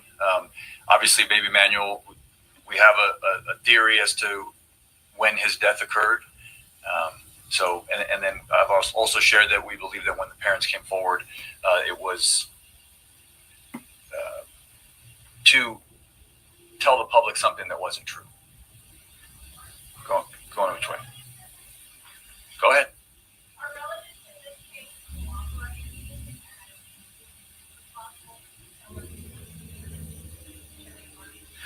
There's a lot of witnesses. Investigators are tracking down every lead. I'm not going to focus in on who's a relative and who isn't. There's a lot of witnesses in the case that are shedding light. Yes, ma'am.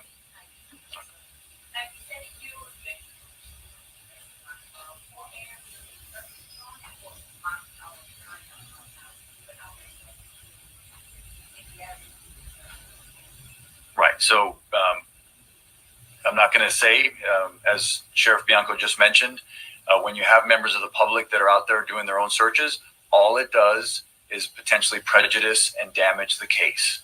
So please, let the sheriff's departments do their job. They know how to do this, right? We're helping with them, anything they need from us, but they are the ones driving this investigation, and they will track down every lead. I have all the confidence in both of these great sheriffs and their great departments. This investigation is ongoing, yes. Yes, ma'am. Wow.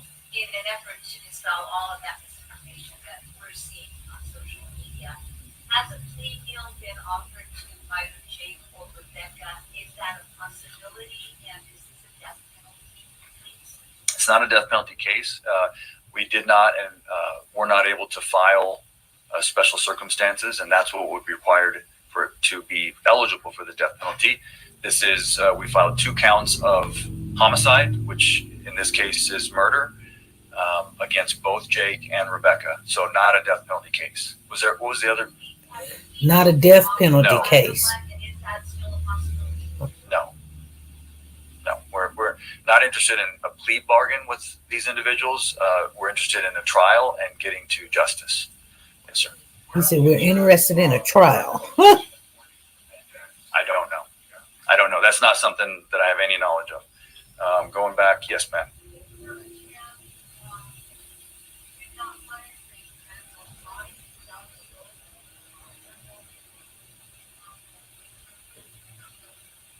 I think you just answered your own question. Of course, this is an investigation.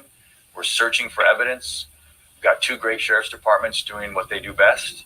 So if there's a chance to find Baby Emmanuel's remains, these men and women of these 2 agencies will do it.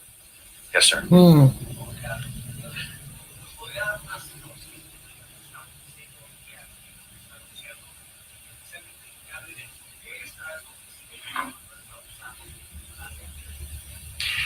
Estamos aquí porque estamos acusando formalmente a Jake y Rebecca Haro de homicidio y de presentar un reporte falso a la policía. Los padres del bebé de 7 meses permanecen detenidos bajo una fianza de $1 millón. Y más de eso no puedo comentar porque no puedo hablar sobre la evidencia en el caso porque eso tiene que suceder en un tribunal, en corte.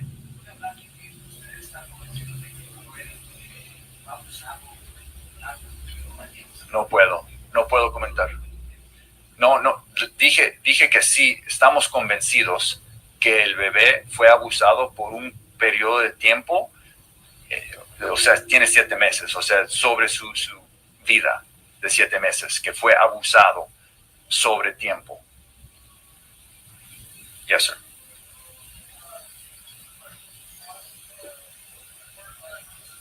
Okay.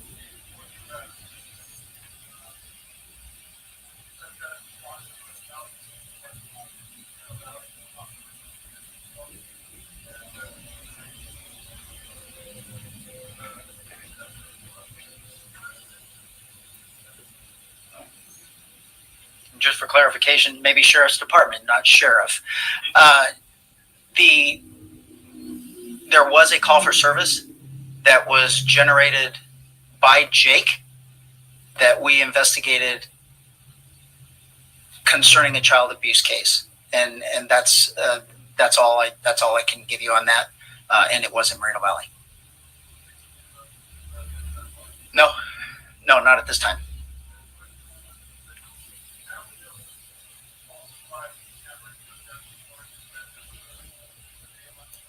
Oh, wow. Hold on. Someone asked a question about a call coming in for child abuse, and he said Jake initiated that phone call about child abuse. Just FYI, you guys. I don't know why Jake would call and initiate.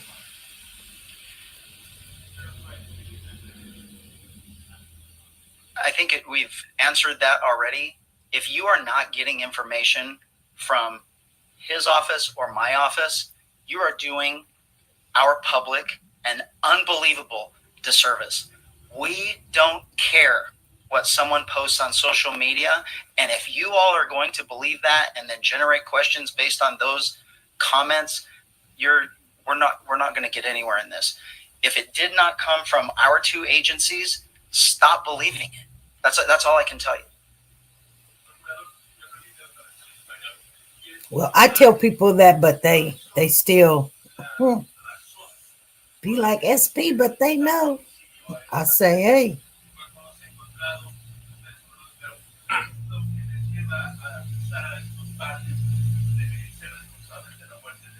Son responsables de la muerte de su bebé por la evidencia que ya tenemos.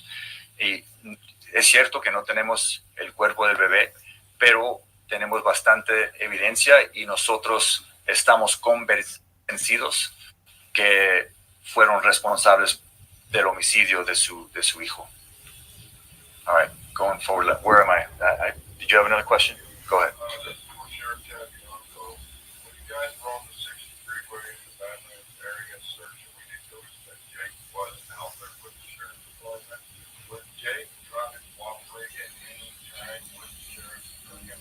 So we've answered that question, sir. That was Shannon Sheriff Dicus that answered that question of why they were out there. He said that there was some level of cooperation with the defendants, and that's all we can say. Yep, that's all we can say. Yes, ma'am. Do you feel, because the baby was 7 months approximately, died born in December 2024, do you feel that there are people that let this baby down? Not only that judge who let Jake Carl down, but we're talking about 7 months of child abuse or several months of child abuse. Do you think there are other people who failed this baby possibly by not reporting what they were seeing, what they thought was happening? Well, certainly this baby was failed by his parents. So that's first and foremost. So yes, beyond that, I can't comment. But yes, everybody failed this baby that was close to him. Yes. Wow.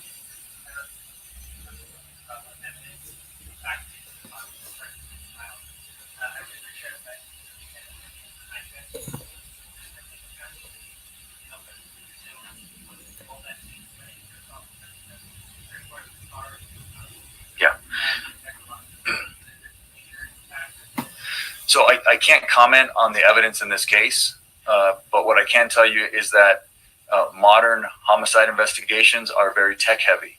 And we have two very modern, cutting edge sheriff's departments in Riverside County and in San Bernardino County. And so, yes, what you mentioned was the high tech crimes unit of the San Bernardino DA's office, their Bureau of Investigation. They assisted. And beyond that, I can't say what they found. That can't get into the evidence. But yeah, this case is going to be built on, like almost all homicide cases now, electronic, digital evidence. It all comes into play. Go ahead. Did the family ever seek medical attention for baby Emmanuel since he was born today? I can't comment on that. Sorry. Yes, ma'am. What's next is, first and foremost, the investigation will continue, and it's led by the San Bernardino Sheriff's Department, and then also Riverside County Sheriff's Department assisting, and then the prosecution will begin. We filed the case. The case will begin to work its way through the criminal justice system here in Riverside County. Other folks, yes, we're coming to the end here, I think. Go ahead.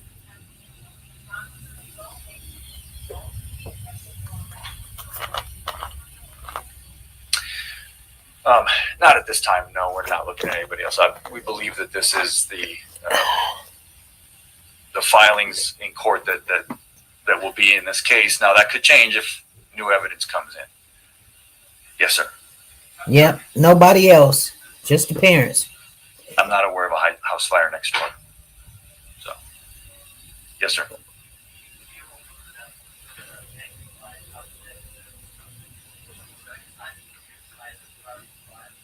I'm not going to comment. Sorry, I can't talk about that. That's it. Anything else?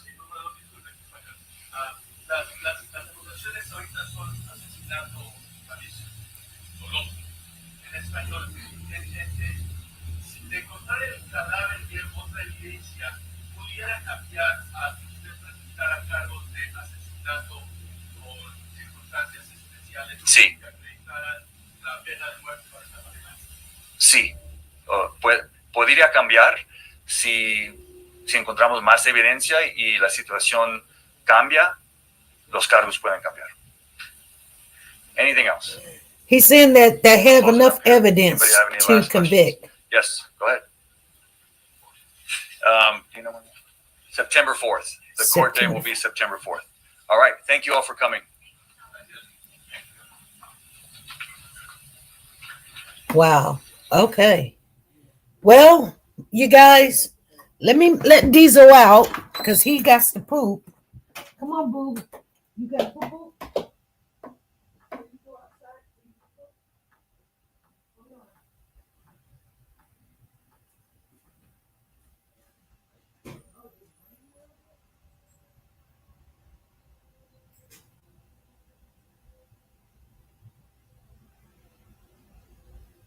Okay, so we did listen.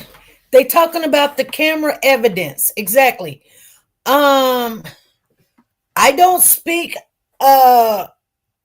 Spanish. I know a little bit, but he was beyond my understanding on a lot of that. But only thing I got when he was speaking Spanish, he was talking about the evidence and that they have a lot. But I'm sorry, you guys. I could understand it more than I can speak it, but I can speak a little bit. But anywho's, he said some level of cooperation. I didn't think that was a confession. They just probably got GPS records in that area. Okay. Yes, you talked about that yesterday. They were talking about the camera evidence. Okay, Benita.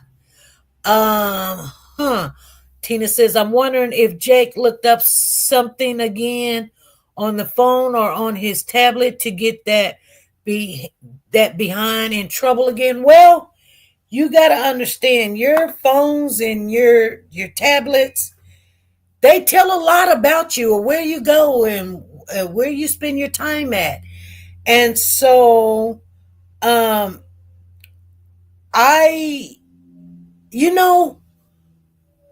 what did I get out of that press conference? I'm going to have to listen to it again. We listened to it together, but I got that they are very upset with Ahmed, on the Tierra. Tierra, whatever he's on the Tierra. They're like, I'm going to say this, that he's got a lot of views because he's out there, he's asking questions. But I was going to say this yesterday, and I didn't want to upset anyone because I really like that YouTuber, TikToker, or whatever. He's out there. He's doing the job. I think he's doing a really good job. I think he's asking questions. People, I'm going to tell you something, and I don't mean to harm anybody's feelings. Okay? And that is because, I do have, nephews and nieces that are Spanish descent. They don't speak a lot of English. Their mother does, but it took time. And so anyway, nevertheless, every culture, every race has a definite, like a memo, like say African American people, we do not, and I say we, which I am literally African American, but I'm more African than American. But you may not think so. But yeah, just because I was born in the United States. But, anyway, nevertheless, the Spanish community and people do not, and I say this, trust the police. They really do not want to have anything to do with the police. That's the majority of them. Because why? Because they see that their people come over here to have a better life.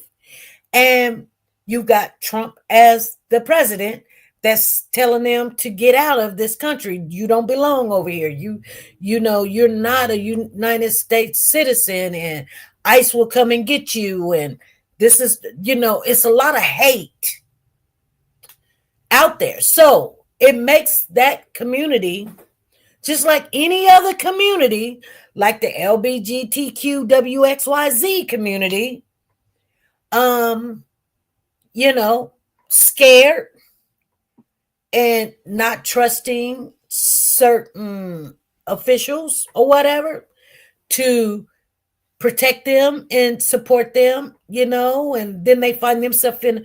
So there's a lot of people that will not come up and say anything about Jake and Rebecca because they don't want to be involved. They probably got a child or baby or themselves that's over here illegally. Okay.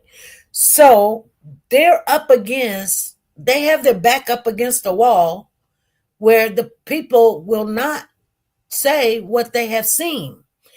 It's not that they don't like the police as far as, you know, but there is a lot of undocumented people in the United States, okay? You guys, trust me, I got family members that are like that. And they're just not going to talk to the police. And they may have evidence and information, but they can't get it because guess what?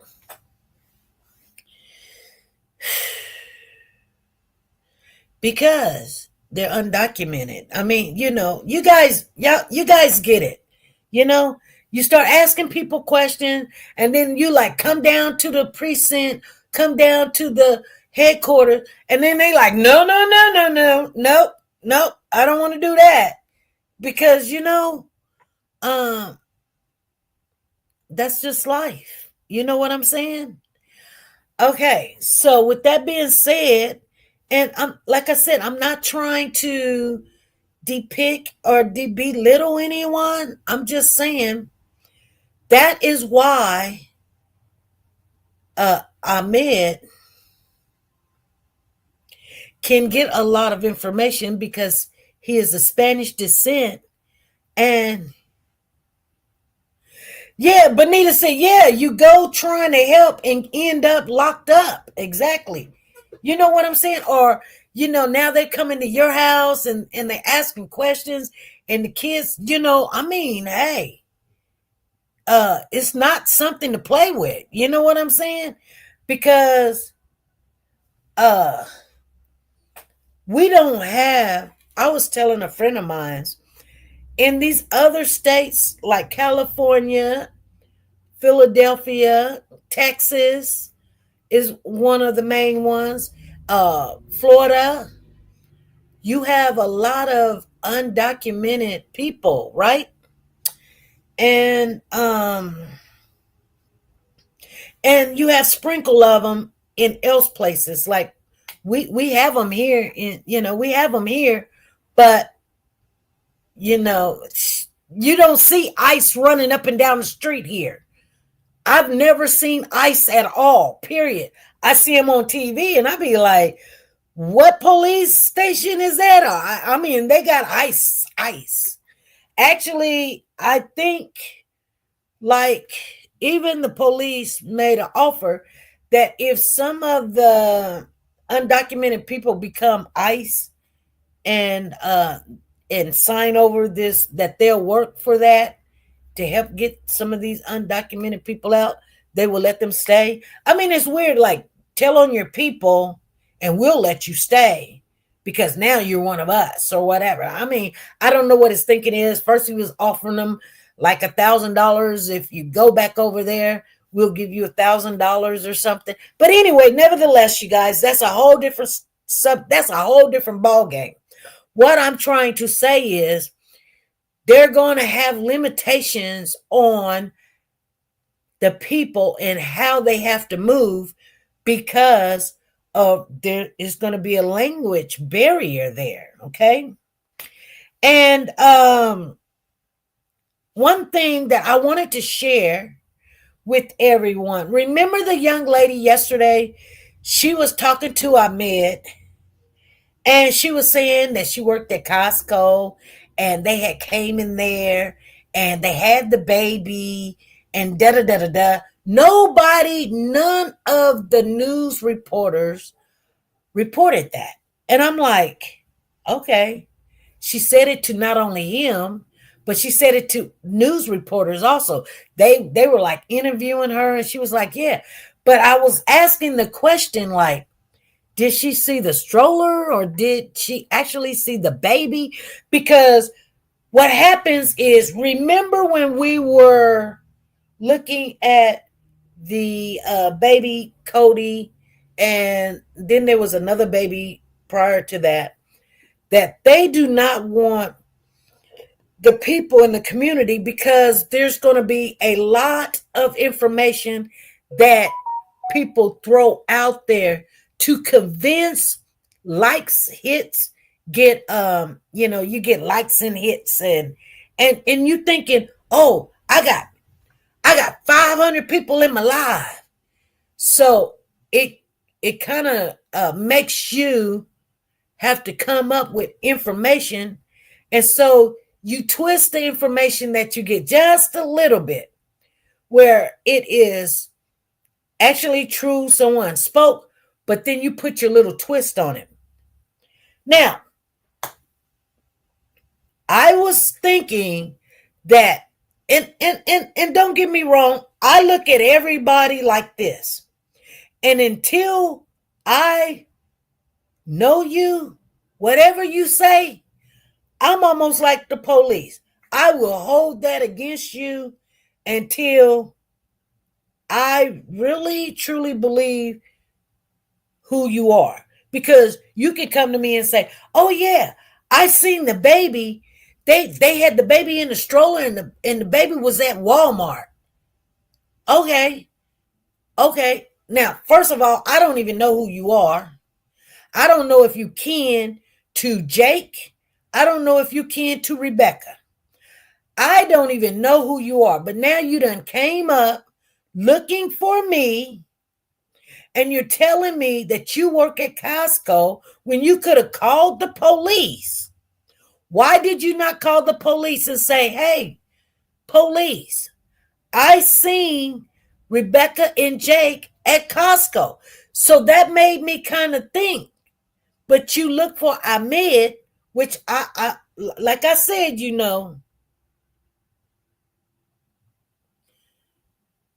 I'm not saying that couldn't be true. It could be true what she's saying. But why did you not take it to the police? See, because that could have been somebody that's kin to Rebecca trying to say the baby was alive on the 10th. We don't know if the baby was alive. I'm still wondering about, was the baby, I mean, you know what I'm saying? Until you can show me a picture of this baby on whatever day, August the 3rd, the 4th, the 5th, I'm thinking to myself, I haven't seen anything that showed me that this baby was alive anytime in the month of August. Anytime.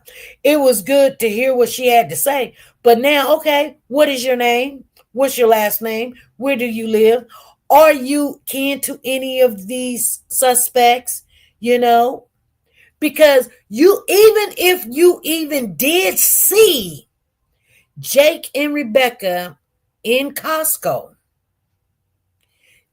with the stroller, did you actually see the baby? Because they are still stuck on this baby. This is a fact that they say. They got something that shows that baby was alive August the 4th. And that's it. That's it. They say the last time that they know that this baby was alive was August the 4th. So between August the 5th and August the 14th, they don't know. They do not know. And I'm pretty sure that they done went to Costco and already looked.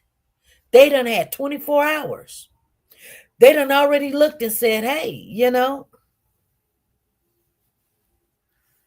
And yes, Tina, just like Cody's clothes. Oh, yeah. Remember the girl said, oh, she found a jacket, a blue jacket. So it's weird you didn't find a pink jacket. You found a blue jacket. And everybody was convinced that had to be Cody's jacket.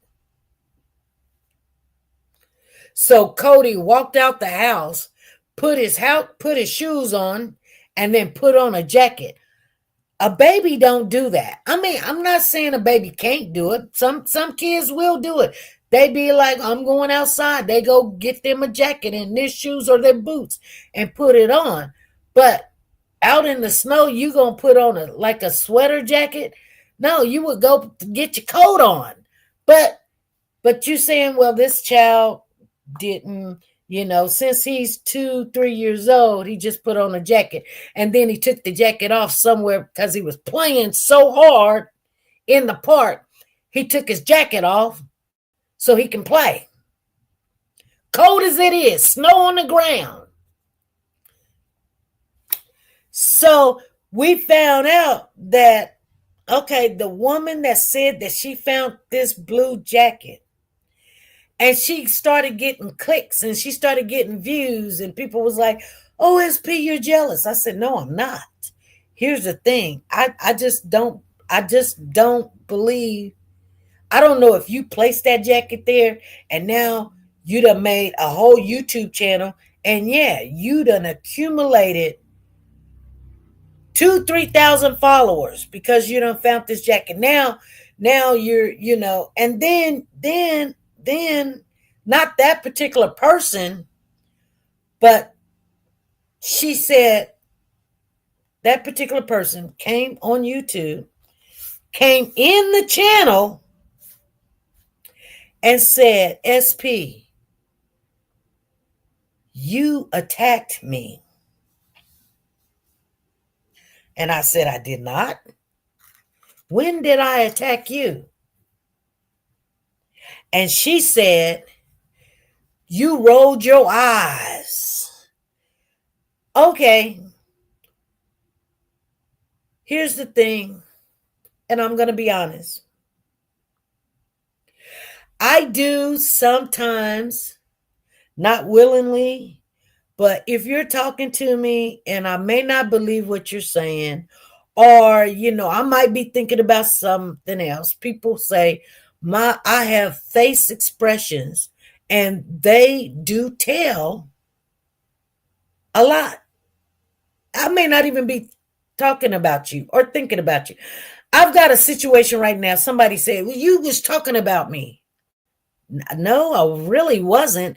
But since you say, yes, you was, that's what you believe.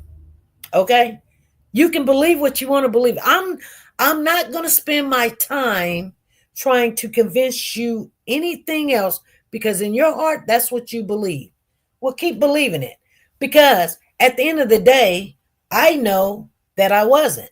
I can't come and apologize to someone that believes what they believe. You get what I'm saying? I'm not going to sit here and continue to apologize to you. So since I didn't apologize to the young lady, she continues to come on our channel. Okay?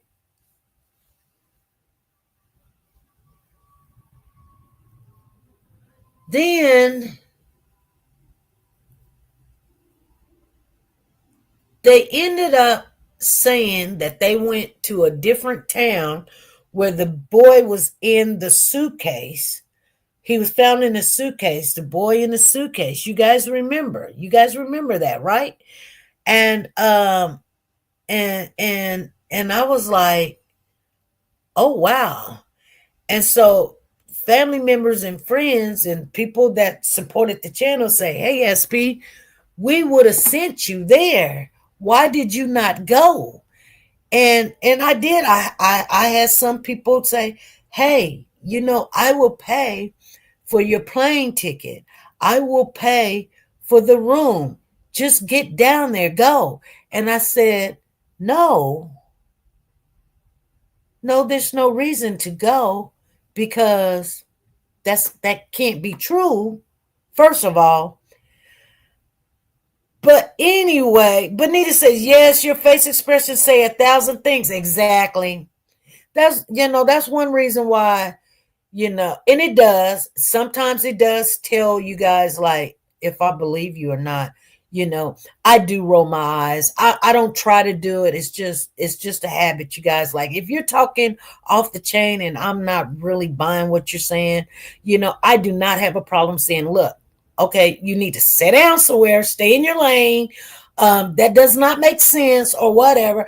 I do not have a problem telling you exactly what I'm thinking, even though my face expressions do show a lot of how I'm thinking. But most of the time, I told you guys, I'm ADHD. I am. And my brain thinks faster than I can talk. So therefore, I might be thinking about something you said 10 minutes ago or something. And I'm just thinking about it. And then I'm waiting for you to finish talking or whatever. And then I'll come out and ask you the question or whatever. But nevertheless, this girl was telling me that they went to see this baby in the suitcase. And everybody was in the chat. And everybody was like, ooh. And half of them went to go follow to hear what they had to say. More than half. And you know what? I'm going to tell you guys this. In the Bible, it tells us that people will have itching ears. That's telling you that, they're waiting to hear the information. Yes, the internet is the highway of information, but not 95% of it, you guys, is not true. It's based on someone's theory or opinion. And so we had a question in the chat today about, hey, SP, did you hear? And it, hey, it was a mod. And I don't have a problem with people getting information and seeking things and all this other stuff. Did you hear that Jake confessed in the jail cell? I'm like, no, I haven't. So I basically know that, my friend Miss Tina, she, she's looking, she's searching, and there's nothing wrong with that. She's a grown woman. She could do what she want to do, and she just wanted to know about where's this baby. And I'm gonna tell you guys something. When it comes, when you in your feelings and you in your heart, that's how we get information wrong, because people are out there throwing stuff out there, and you're like, ooh, I'm gonna subscribe to that channel because that's something I've never heard. They got some good information. Well, it's their theory, it's their opinion. And when they have strong opinions and theories, which we all do have, there's nothing wrong with it. And as the police or the sheriff say, the keyboard detectives or warriors or whatever they want to call them or whatever, that's like slapping somebody in the face because we're not a police officer or something. No, it's because there are a lot of channels that do not get confirmation on the information they put out. They put it out, they move to the next. They put it out, they move to the next. I'm not going to say there's nothing wrong with it. They can say what they want to say on their platform. But it does make everybody look bad. You know what I'm saying? But I don't believe this Ahmad or Med on the Tira is doing that. I don't believe that. I've seen him. I've seen him out there. He's out there looking. He's out there searching, you know. And here's the thing. The police is kind of upset that he's getting a lot of information first. But there's a reason why he's getting it. Not because he's a good reporter. Not because he's looking harder than them. It's because he's Spanish descent and he's not a police. Okay? He's not a police officer. You know? So people will talk to him, whether they can to Rebecca or whatever. But that doesn't mean the information is always right or true. But it does give you some kind of analogy of what's going on. Because I'm going to tell you something. Yeah, and he cares. But when they get on TV in a press conference and say the keyboard warriors, I'm going to tell you right now, they're not going to stop nobody that has a computer from stop looking for the baby, because we do know that things do not add up. Because first of all, if you had Jake on another account and you guys locked him up, and this little girl named Carolina, Lena, whatever, and the judge let him go. The judge let him go. You guys, and now we got Emmanuel missing. So that's like baking a cake. It took you 2 days to bake a cake. And when you got the cake done, you told everybody to come in the kitchen and sit down at the dining table, and we're going to eat cake. And when we get ready to eat cake, you take the cake and throw it in the trash. That's what happened. You done took my money, you done cooked in my kitchen, and it took you 2 days to get all the ingredients together. You done scrapped in everything, and you guys let this man go. He did not do even 30 days in jail. He done beat this baby. I'm just being honest with you. He done beat this baby to crap. Carolina. The baby has broken ribs, fractured brain, skull, bleeding, and all this other stuff. She's in a wheelchair for the rest of her life. She cannot function. She cannot eat by herself. She's on a breathing apparatus. You know what I'm saying? And this man did 1 day in jail, and he did community service. He did community service? You mean he did 180 days community service? He done messed up this child's life for the rest of her life. His own child. And he's doing community service. The baby had, he said, well, let me share with you. I shared with you guys the same thing he shared. He said she had broken ribs, the 4th, the 5th, the 6th, the da-da-da-da-da. I mean, you know, and I'm like, dang, healing. Some was already, bro. That's why I said when I look at this baby's pictures, this baby looked like this baby was in pain for a long time. The baby does not look like a happy baby. And I told you guys before they even came out and said, this baby's been abused for a long time. Oh, I look at pictures now.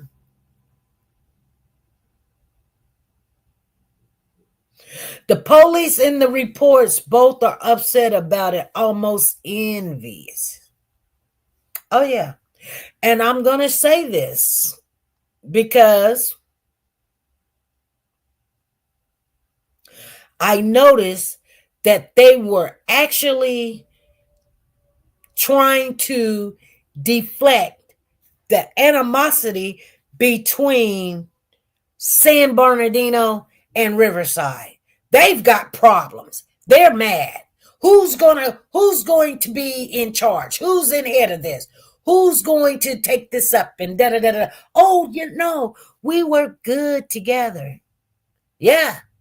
Long as you stay over there and I stay over here, they're not going to fight in front of us. But let me tell you, there's a lot of scrapping going on about who dropped the ball before. Oh, and that was a judge that was visiting, but yeah, he was in Riverside, but he was from San Bernardino. That tells you there's problems. You guys, I don't care what they say. And that's not a theory, that's a fact. And they had to get themselves together before they came on to do this press conference, which is okay.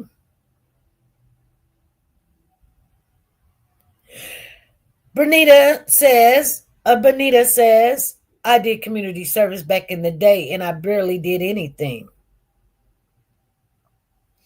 I've never did no community service, but I mean, I do community service, but I haven't been in trouble to do community service. Usually, they just want your money, But I'm glad that they did the press conference because it did shed light on why they are charging Rebecca. Because I'm going to tell you guys, you're going to hear it later on down the road.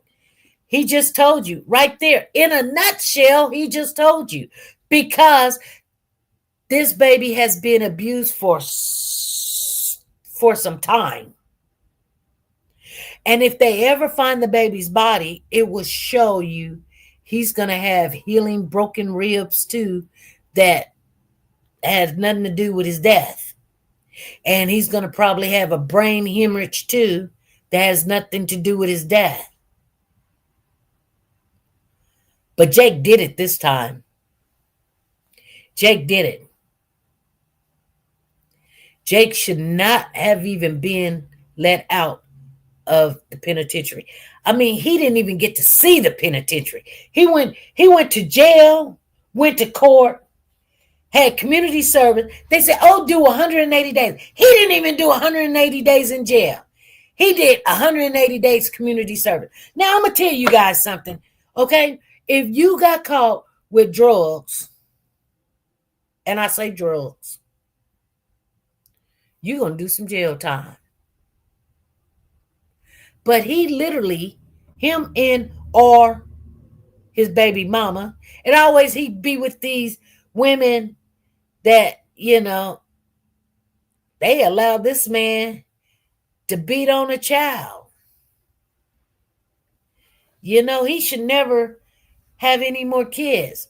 If anything, if you get a kid by Jake, you need to hurry up and leave him. Because he's jealous of the baby. He's jealous of the baby.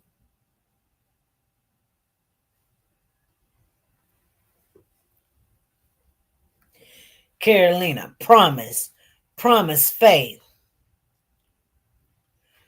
That mama ain't trying to show herself because she was the same way as Rebecca.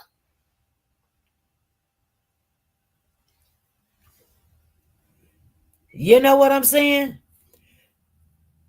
She could not do nothing but plead guilty to the charges, just like Rebecca's going to plead guilty to them. Why? Not because she beat the baby, because she allowed it to happen. And nobody in jail. She just raising a kid now that she allowed this man to beat.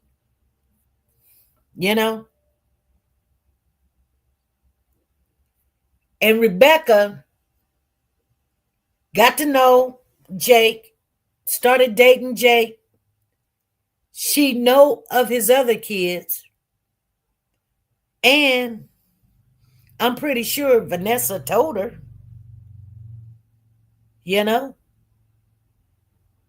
Vanessa probably was sitting over there like, hee, ha, ha. You think you got something. I'm going to let you, because you know how women are. You just mad because I got the man. You just mad. Exactly. They don't want to stir up them judges. I know that judge is looking at him like I let this nut out. And they like, we're both upset. We're furious that he is out. If he would be in jail or in prison right now, doing prison time, Emmanuel would be here. No, Emmanuel would not be here. I'm going to tell you why, Emmanuel. That's what I said. Emmanuel will not be here. It takes two to tango, you guys. Think about what I just said. Emmanuel will not be here because Jake would be in prison. He would not be having sexual relations with Rebecca. So Emmanuel will not be here.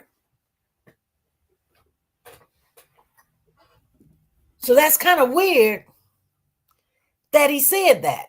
Unless Jake is not the father and his brother is, then Emmanuel will be here.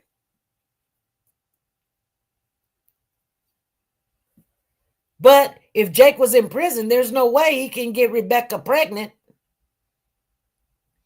unless he had what do they call it? Conjugal visits or something.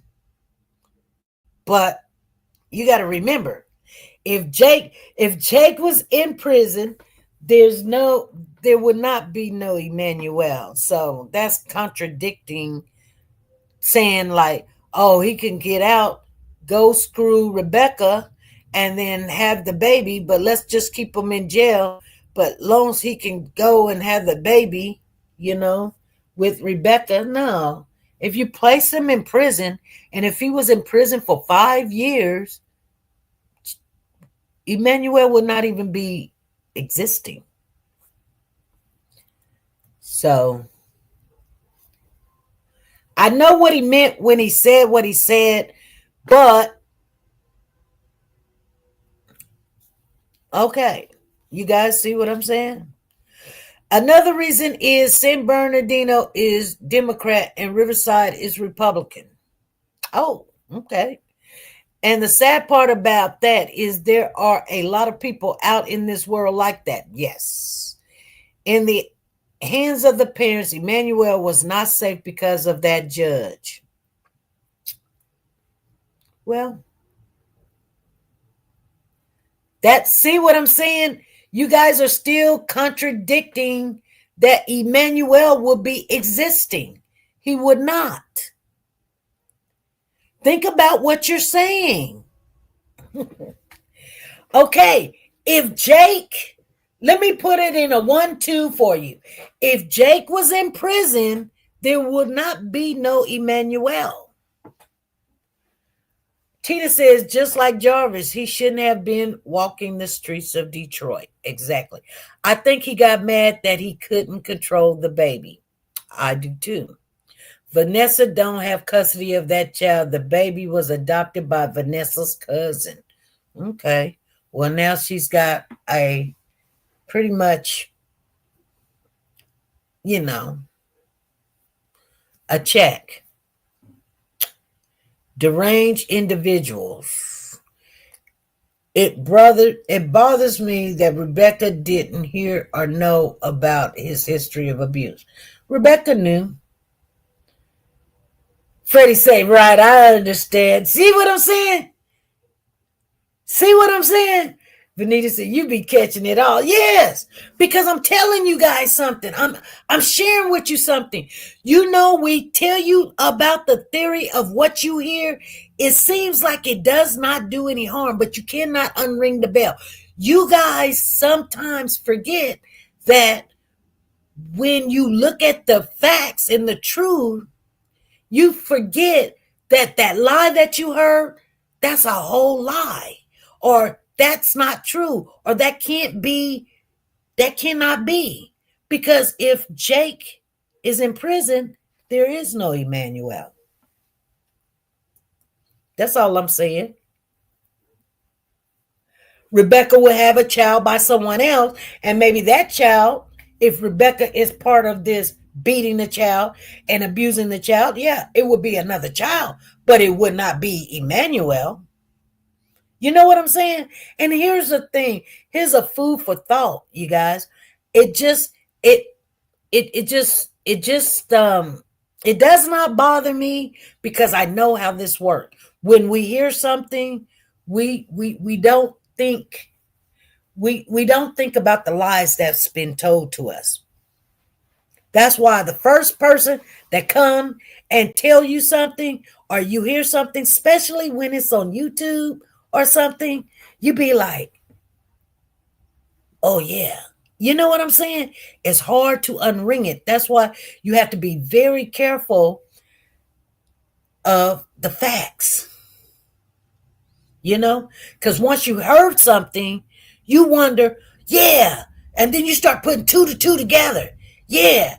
If Jake was in jail, then Emmanuel will be alive. No, there will not be no Emmanuel. Okay? But it does say, when he said that, it does tell us that Jake is the perpetrator. Okay? And when he said, because it's a long history of abuse, that tells me that they are saying the reason why they are charging Rebecca with murder is because she's sticking to her story and she's not helping us find her baby like a woman should do. You know, you carried this child for 10 months and you're still in protective mode of this grown man. You're 41 years old. Grow up, woman. You're protecting the man and not your child.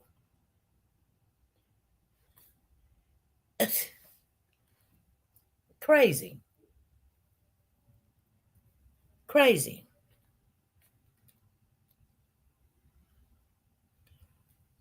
Crazy.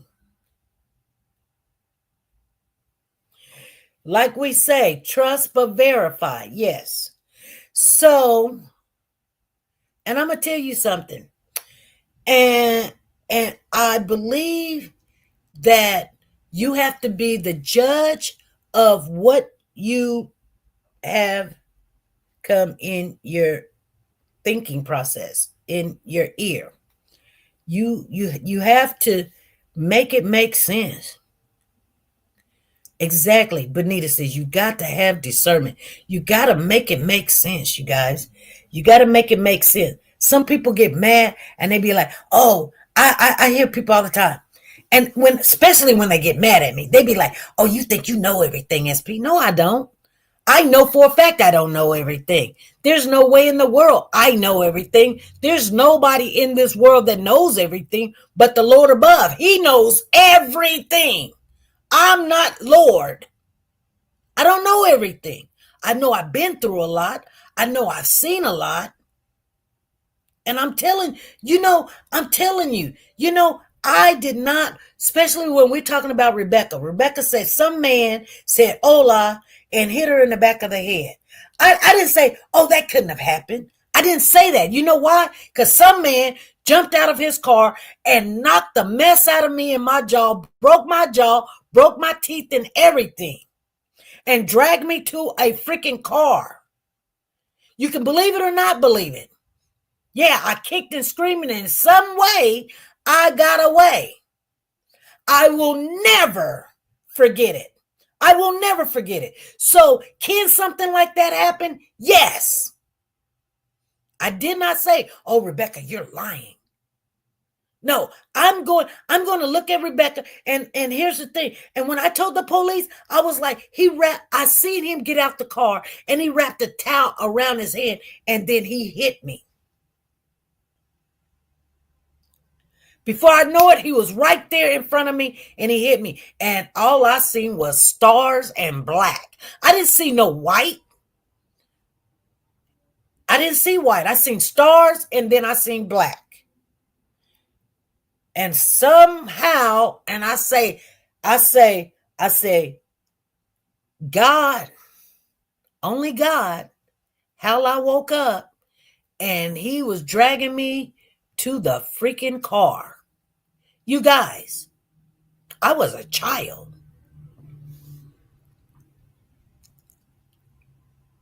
Yeah. Anywho's, so things like that do happen. People run around looking for people to victimize. They do. They do. And like I said, how did you get a loose? They asked me, how did you get a loose? I was kicking and screaming, and somehow I broke loose. I didn't sit there and fight this grown man. I took off running. I just took off running.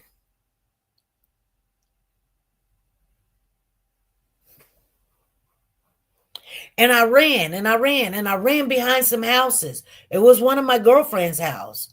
I ran behind her house and I looked. I was in the bush and I looked and I seen the car go down the street.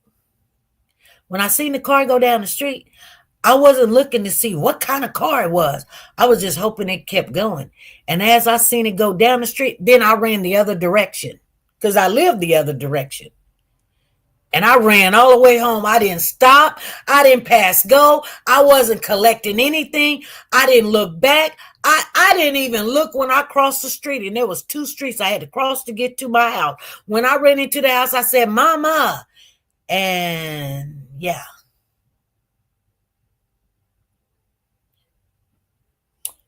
I do remember the face. And I actually know when I see that person, who it was now. Yeah. Anyway, you guys. So what I was telling you guys, stuff like that do happen.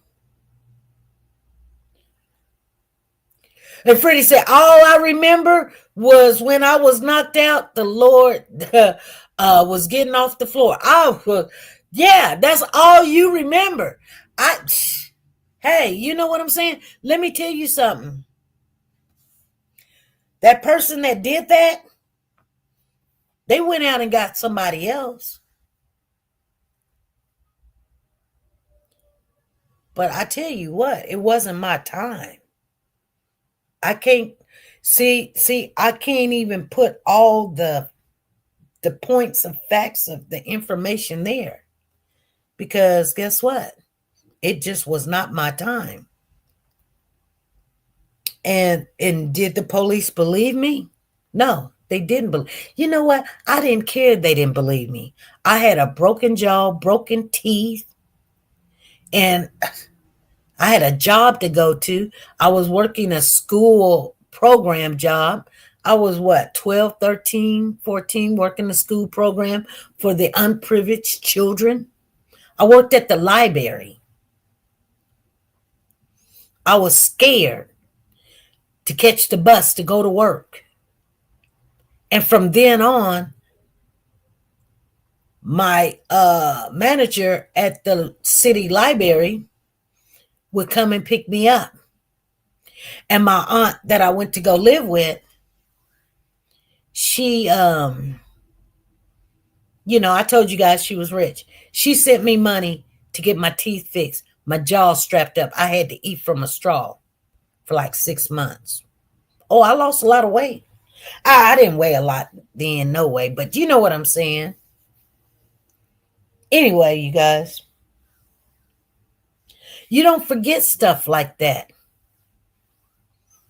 So when Rebecca was telling her story, I was engaged to hear what happened. I didn't think, oh, she's lying because, I wondered, how does she have 2 black eyes? Well, everybody was talking about the one black eye because you see, but I didn't see 1 black eye. I seen 2. Everybody's talking about, oh, on that right eye, she got a black eye. She got a black, no, she got 2 black eyes. This woman been fighting somebody, and they didn't hit her once, they hit her twice. Pow. You can't hit somebody one time and have 2 black eyes. I guess you can if you hit the nose in the right place, you can. But nevertheless, she got 2 black eyes. So that tells me that somebody's been whooping that tail, Rebecca. Somebody's been beating that tail. And you know what? They're healing black eyes. So that tells me you let this man beat you and your baby.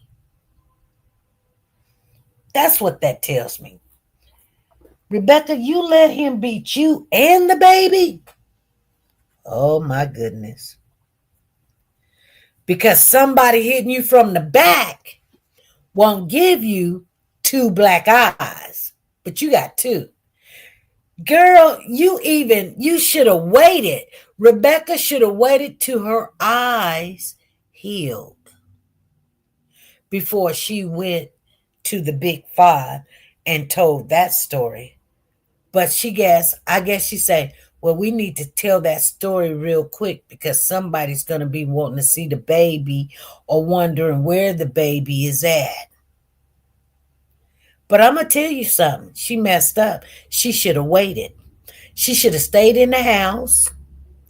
I'm just, I'm not trying to tell you how to do a crime. I'm telling you how stupid Rebecca is. If she would have waited, I mean, it wouldn't be so obvious that she had that she had 2 black eyes. But I can see it. I foresee it. I said, this woman been getting her tail whooped by her man. And she's sitting there, I got out the car and I was going to change the baby. So I took the baby out the car seat and I laid him down on the seat and I went to get the diaper and I heard someone say, hola. And then I get up off the floor and I don't see my baby. So I run around the car and then I run into Big 5 and ask the woman, did she see my baby? Or did she see somebody with my baby? She don't know who your baby are. Well, how would she see anybody with you? This don't make sense because why would you run in the store to see if someone's seen somebody with your baby? Oh, you think that they grabbed your baby and walked back into the Big 5 with your child? You should have been running in the parking lot, asking people in the parking lot, not running into the Big 5 and say, did you see my baby? Monique says, that's so sad, SP. I'm so happy you made it through that. Thank you. Yeah. People done heard that, Monique, probably like 15 times. It never changed because it's true. But did anybody think that this woman got hit in the parking lot but ran into the store and asked someone, did you see them with my baby? Yolanda's in the building. She said they had attorneys. What happened? No, they did not. He spoke, but he was only speaking. Jake was only speaking really on the case that happened in 2018 or 19 that he got charged in 2023. He was not Jake's attorney. He was not Jake's attorney. Anyway, you guys know that's how life is, like things can happen, but that's where she messed up, talking about she ran into the store and asked the lady, did you see my baby? Did you see anybody with a baby? If I was working and the big five, and you run in the store and say, did you see my baby? You just come up to a random employee and say, did you see my baby? No. Did you see anybody with my baby? No. Woman, I don't even know who your baby is or what your baby looked like. I mean, okay, if your baby got taken in the parking lot, you should have been calling 911 in the parking lot. Especially if you already went to the store and asked them, did they have cameras in the parking lot? So that's why I came up with I'm like, well, this is really kind of hard. But I mean, okay, I can see something like this can happen. I don't know how you got two black eyes, but I can actually see somebody hitting you, but it wouldn't be a man. To take a baby, like, okay, I love babies and everything, but I'm not finna go steal somebody's baby. I'm just not going to do that. And I'm definitely not going to go to a parking lot and hit a woman in the head in a parking lot that I don't know if there's cameras or not. You know what I'm saying? Because the cameras will definitely show somebody hitting you in the head and taking the baby. You know what I'm saying? Don said that attorney got going quick. He was like, I am not in that BS. You know what though? Check this out, you guys. He was, stating that, the truth, they're innocent until proven guilty. You know what I'm saying? And I guess that attorney was getting death threats also. Let me tell you guys something. It is so weird how people will jump on the bandwagon until the truth start coming out. Then the truth start coming out, they'll take off and leave. They'll be like, I'm out, I'm gone. See you later, goodbye. See you later, goodbye. Uh-huh.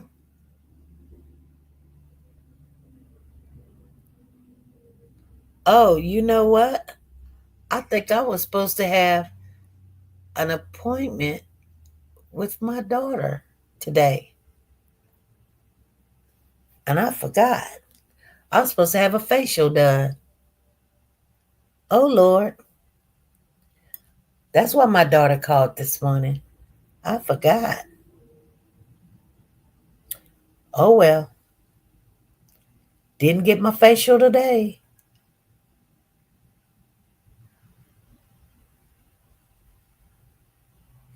She said, hey, Mom, see you in a bit.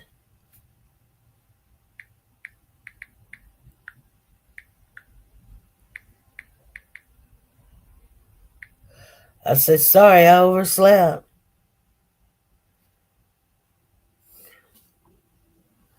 Anyway, I didn't get my facial, you guys. Ooh, I am bad. I'm horrible. That's okay. That's okay. I was supposed to get a facial this morning. Anyway, you guys, I am finna get off of here. I just can't even foresee. They are putting pressure on Rebecca by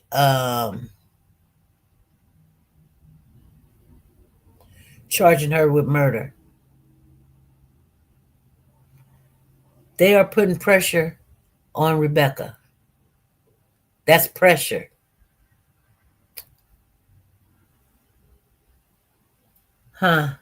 We'll talk about it later. I did not know, I realized today was Wednesday. I'm like, Lord. Anyway, you guys, I'm going to get off of here. And you guys, be good, be safe. And we will talk some more Friday. Hopefully, somebody will confess or tell us where baby Emmanuel is. And we're going to do a recap on the Zaya Harris case, you guys. And if anybody want to come up on the StreamYard Friday, let me know and we'll make provisions for you.